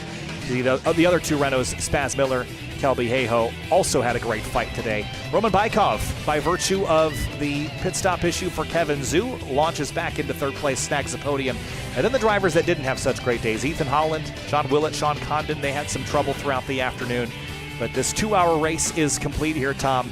Are we going to chat with some of these winners or wrap things up? I'm going to try. I don't know how many of them are with 6 different classes. I've never done that many before. We'll keep them quick. Certainly. Yeah, we will try. I don't have anybody in here yet. We'll give them maybe two minutes or so. This is our last planned Lizard Brain special event for a little while as the season kicks off. We already lost quite a few regulars to real events this weekend, but keep an eye out. If you're not a part of it already, the Lizard Brains Discord is linked in the YouTube chat and in the YouTube description. You can join there. Of course, we release weekly episodes as well on Thursdays, but it's a really nice hub for sim racing, both in iRacing and others, Assetto Corsa, etc. If you want to be a part of this or just find a higher quality group to race with, you can hop in there. And then, of course, you can listen to Kyle Heyer on Grid Life Live this season. You can listen to me on SCCA's Super Tour series live, as well as SRO at Sonoma. I'll be commentating there, so that's where to get more of us. We have a couple of drivers who have joined. Let's talk to our overall winners first. Michael Polasek and Logan McKenzie have hopped in. And I'll drag them down here and let you take it away, Kyle. You got it. And G-Force Racing, what a force to be reckoned with today. Michael Polasek, Logan McKenzie, basically lapping the field. One exception there at the end. Michael, let's start with you. Dominant in past competition in Toyota GR Cup Esports. We've seen that. We've seen you win in the GR Cup category in these Lizard Brains events. But in the TCR today, no one even came close to touching you. What's the secret of speed in G-Force Racing? Well, this is my favorite car class before and after the update. These cars just drive so amazingly well, and you can control them so well on the brakes. So it's just really about how you get into the corner and not really abusing the front tires is really the difference between a second a lap difference or so. So you basically just have to be really careful and make sure that you set the car up on entry so that you can get that really, really nice exit without abusing the tires too much. Tomo? I just we talked a little bit about this may be a little bit of an overstep of the way we described this, but we talked about the difference between a sim racer who runs the game a couple times a week or even daily, and a truly esports effort. And both of you have run in probably higher levels of esports competition than most of this field, even though we had such a high quality field. I mean, honestly, if you told me that we would have a team or a driver lap a field in one of our events, I kind of wouldn't have believed you. But can you talk a little bit about, or is there anything that comes to mind with the kind of effort it takes, or something that clicks to run at the pinnacle of what you guys are doing versus what a driver who probably would have won this race but was almost a full lap behind you after 2 hours? What does that take? It's just really time and a desire to learn how the car works. These cars just really click with me, and it's just so much fun to drive them. So it's just a lot of hours grinding away, figuring out car setup and how to drive them. And just through trial and error and through a lot of experience, you become a lot more familiar with how the car works and the fastest way to drive and set the cars up. And Logan, you hopped in the car after the pit stop there for the final hour and just kind of continued charging forward. What was the class interaction like today? 6 classes and a ton of diversity between them, and how the cars make power and downforce. What was your experience like there, wrapping up and taking home the win in TCR? Yeah, well, Michael made my job incredibly easy, so I was able to ease into learning some of these class interactions and race conditions, and for the most part, it was pretty straightforward. All of the other classes, save maybe the Mustang, and maybe the Clio, they have really good cornering speed relative to the TCR. Like, not better, but good enough that you don't have to worry about it too much. I think the thing that could catch you out the easiest was in the braking zones, because the TCRs were braking 10, 20 meters later than, say, the M2s or the Mustangs. So you had to be a little wary about who you were behind coming up to some of these corners. And then Zandvoort is, like you guys have said, it's the back stretch has 3 different corners, basically. Or you're changing directions 3 different times. And a lot of people got a little confused about what direction they wanted to let me by, either at the end of the straight or coming out of the bowl, just because you don't want to be the one to mess that up and block that whole track. And it can be like, I feel for these slower guys, because it can be tough to tell what direction we're going sometimes. Tom, anything for Logan? I think that makes a really good point, right? As a slower driver, to be able to sort of translate or communicate to the cars behind where you're going to go. But was there anywhere, I guess I don't really have a question prepared, but were there any challenges on the racetrack that you realized, okay, I'm 3 laps into this stint, I'm going to have to pay attention to this spot, or this is where I'm going to make or break this race? I think the big thing was keeping the car on track after, the TCRs are always going to be a little bit more lively when you put just front tires on. So you're waiting for those fronts to get back into the same temperature range as the rears. So the most dangerous part of the stint, and the thing that I was most worried about, was just those first couple laps. And then afterwards, it was just honestly this very clean race for all the other classes. I think I may have passed 3 cars that were pointed the wrong way, and they all looked like self spins. So it was really made fairly easy for me. Well, guys, thanks so much. Congratulations. That was dominance on a level we haven't seen in a while, so congratulations on that. I'm not sure when the next event will be, as Tom mentioned just prior to bringing you guys in here, but great work, and we hope to see you around. Thanks, guys. Thank you very much. All right, Tom, who we got next? Let's chat with our next class winner. It's going to be Michael Brock in the number 45 team. Michael Brock, BMW M2 CS Racing. Michael, today, 53-second margin of victory. Seemed pretty calm, cool, and collected within your category, but it was pretty spicy out there for 2 hours. Take us through your race. Yeah, for sure. Yeah, it was. I mean, I probably, I guess, car to car and in the same class, I didn't really have a lot of going on except for the first couple of laps, but I probably had more practice and more like overtakes with multi-class than I've ever had in my entire time in iRacing. So this was a lot of fun and a good experience. That was definitely the goal with this race, was to put on kind of a combination of what you would experience in club racing, but also what DJ would call fun chaos. So it sounds like we accomplished that. But what drew you to the BMW of the cars available today? And were there any spots where you found the car to be particularly challenging relative to the other cars in the grid? Yeah, I kind of have been focusing on GT4. I know you hate that car, but I felt like this one felt most like it. It was just a shittier version of it, of a GT4. Okay. The TCR, I don't know. I think I need to get used to it more. It's just, you have to be so, like, the ramp up on throttle. You just have to, like, just be really, really slow with it. And I'd have to relearn that muscle memory. I didn't feel like doing that. But yeah, that's why I picked it. Well, guys, Michael, thanks so much for chatting with us. Congratulations, super dominant run. Hope to see you around again. Nice work today. I think guys. See ya. See ya. And I think next will be DJ Alessandrini, Mr. Lizard Brain, in the number 15. Had to hold off Michael Montello quite a bit in the early stages of the race, but after the pit stop, we're able to stretch that gap. A lot of GR racing, kind of midfield, DJ, but what was your experience on the point today with all the different classes around you? Yeah, I mean, really, we were thinking the Mustang was going to be an issue, but really it was the slower M2s was like an absolute pain. And then I had a nice little fight for overall 9th at the end with Albert in the TCR car. That was a little more chaotic than it needed to be, but it was good fun. So we know you didn't pick which class you were going to drive until about 11 a.m. this morning. You settled on the GR86s, and we talked a little bit about why it's the most fun to lap in your opinion. But did we accomplish the goal of controlled chaos, and are you satisfied with your choice? I feel like the track needed to be a little bit shorter for like there was a couple moments where it was all, like 3 or 4 classes all together, and it's like a little bit of chaotic and stuff like that. I think if I would have had that, I think I had it probably like, I don't know, 5 or 6 times, but if I would have had it like 12 times, I think it would have satisfied my need for some chaos. But either way, like it was really good fun, and for the most part, everyone was really well behaved, and I'm just proud of the community for really this was a really tough combination, and some of the class to class interactions were really, really hard, and just from my perspective, everybody seemed to handle it really well. Yeah, fun race, DJ. Thanks for being a part of it as always. Congrats on the win in the Lizard Brains number 15 Toyota. Yep, thanks guys, appreciate it. Thank you.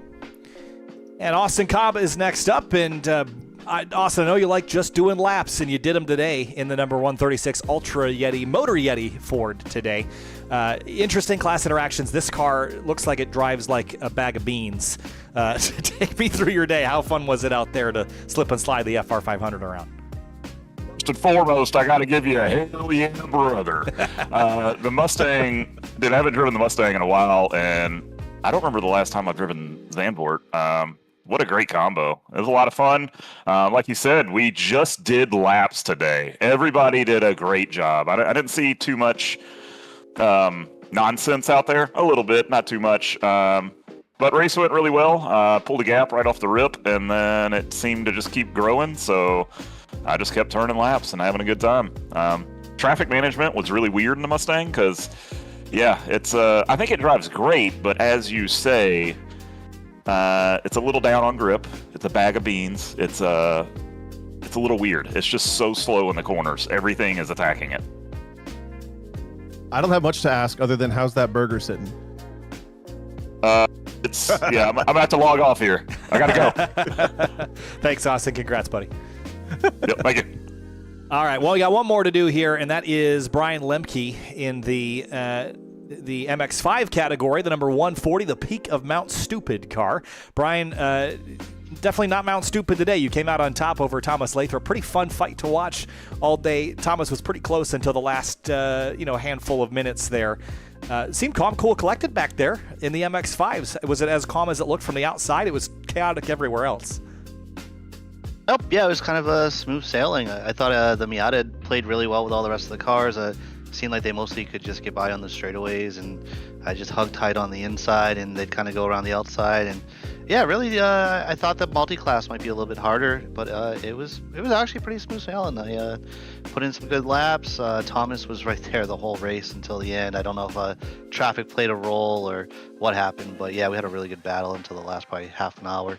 And I think I finally broke the draft from him and kind of sent it from there. So it's a lot of fun, really good race.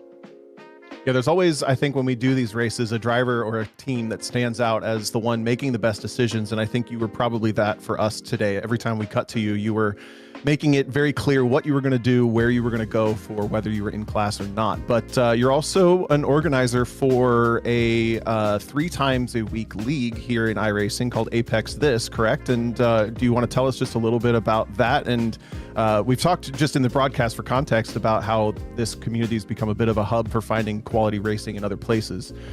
So you guys are one of those. I just want to give you the opportunity. Yeah, absolutely. So the name of the league is Apex This iRacing League. We run Tuesday nights. Right now we're running the GT4 open setup. That's going to be like a 45-minute race with a pit stop. You're kind of locked into one car, so you got to choose wisely at the beginning of the season, but really good race in there. I mean, we've been seeing fields in the 40s for the last couple of seasons. Friday night is more of like a fun run. We're going to do 6 weeks in the GTE. No penalties or anything like that, but just good, clean, fun race and just trying something else. And then Sunday nights we run MX5. That's 2 20-minute races. Once again, really big fields, great racing. We have different categories. So we have a pro category and a mid-pack, and then we just have great racing from the front to back. I mean, we can have I-ratings anywhere from 7K to 1,000. So there's just great racing front to back, and points and trophies at the end of the season. And it's just a blast, a lot of fun. I know a lot of the guys in this race already run Apex This, and I think it makes a lot of fun. The community, is kind of adjacent with a lot of the Legit Brain guys, so it's been a lot of fun. Well, Brian, thanks so much. Congratulations on the victory in the MX5 category, and hope to see you around. Appreciate it. Thank you. I'll be at the next one for sure. Thank you. All right, Tom, we'll wrap things up here. The Lizard Brains podcast, Clubman Cup, 2 hours of multi-class racing here at Zandvoort. A lot of fun. I hope we do this again sometime soon. Just really rad to see all the action, how clean and fair and fun it was. Congratulations to the winners. Tom, final thoughts. Just to echo that, also to thank you again to you and Finian and Paul and the other people who joined this race, watched this race. Again, we don't know when the next one will be specifically, but if you join the Discord, you'll hear about it first. And finally, you know where to find Kyle and I for other great racing this year, as I mentioned earlier.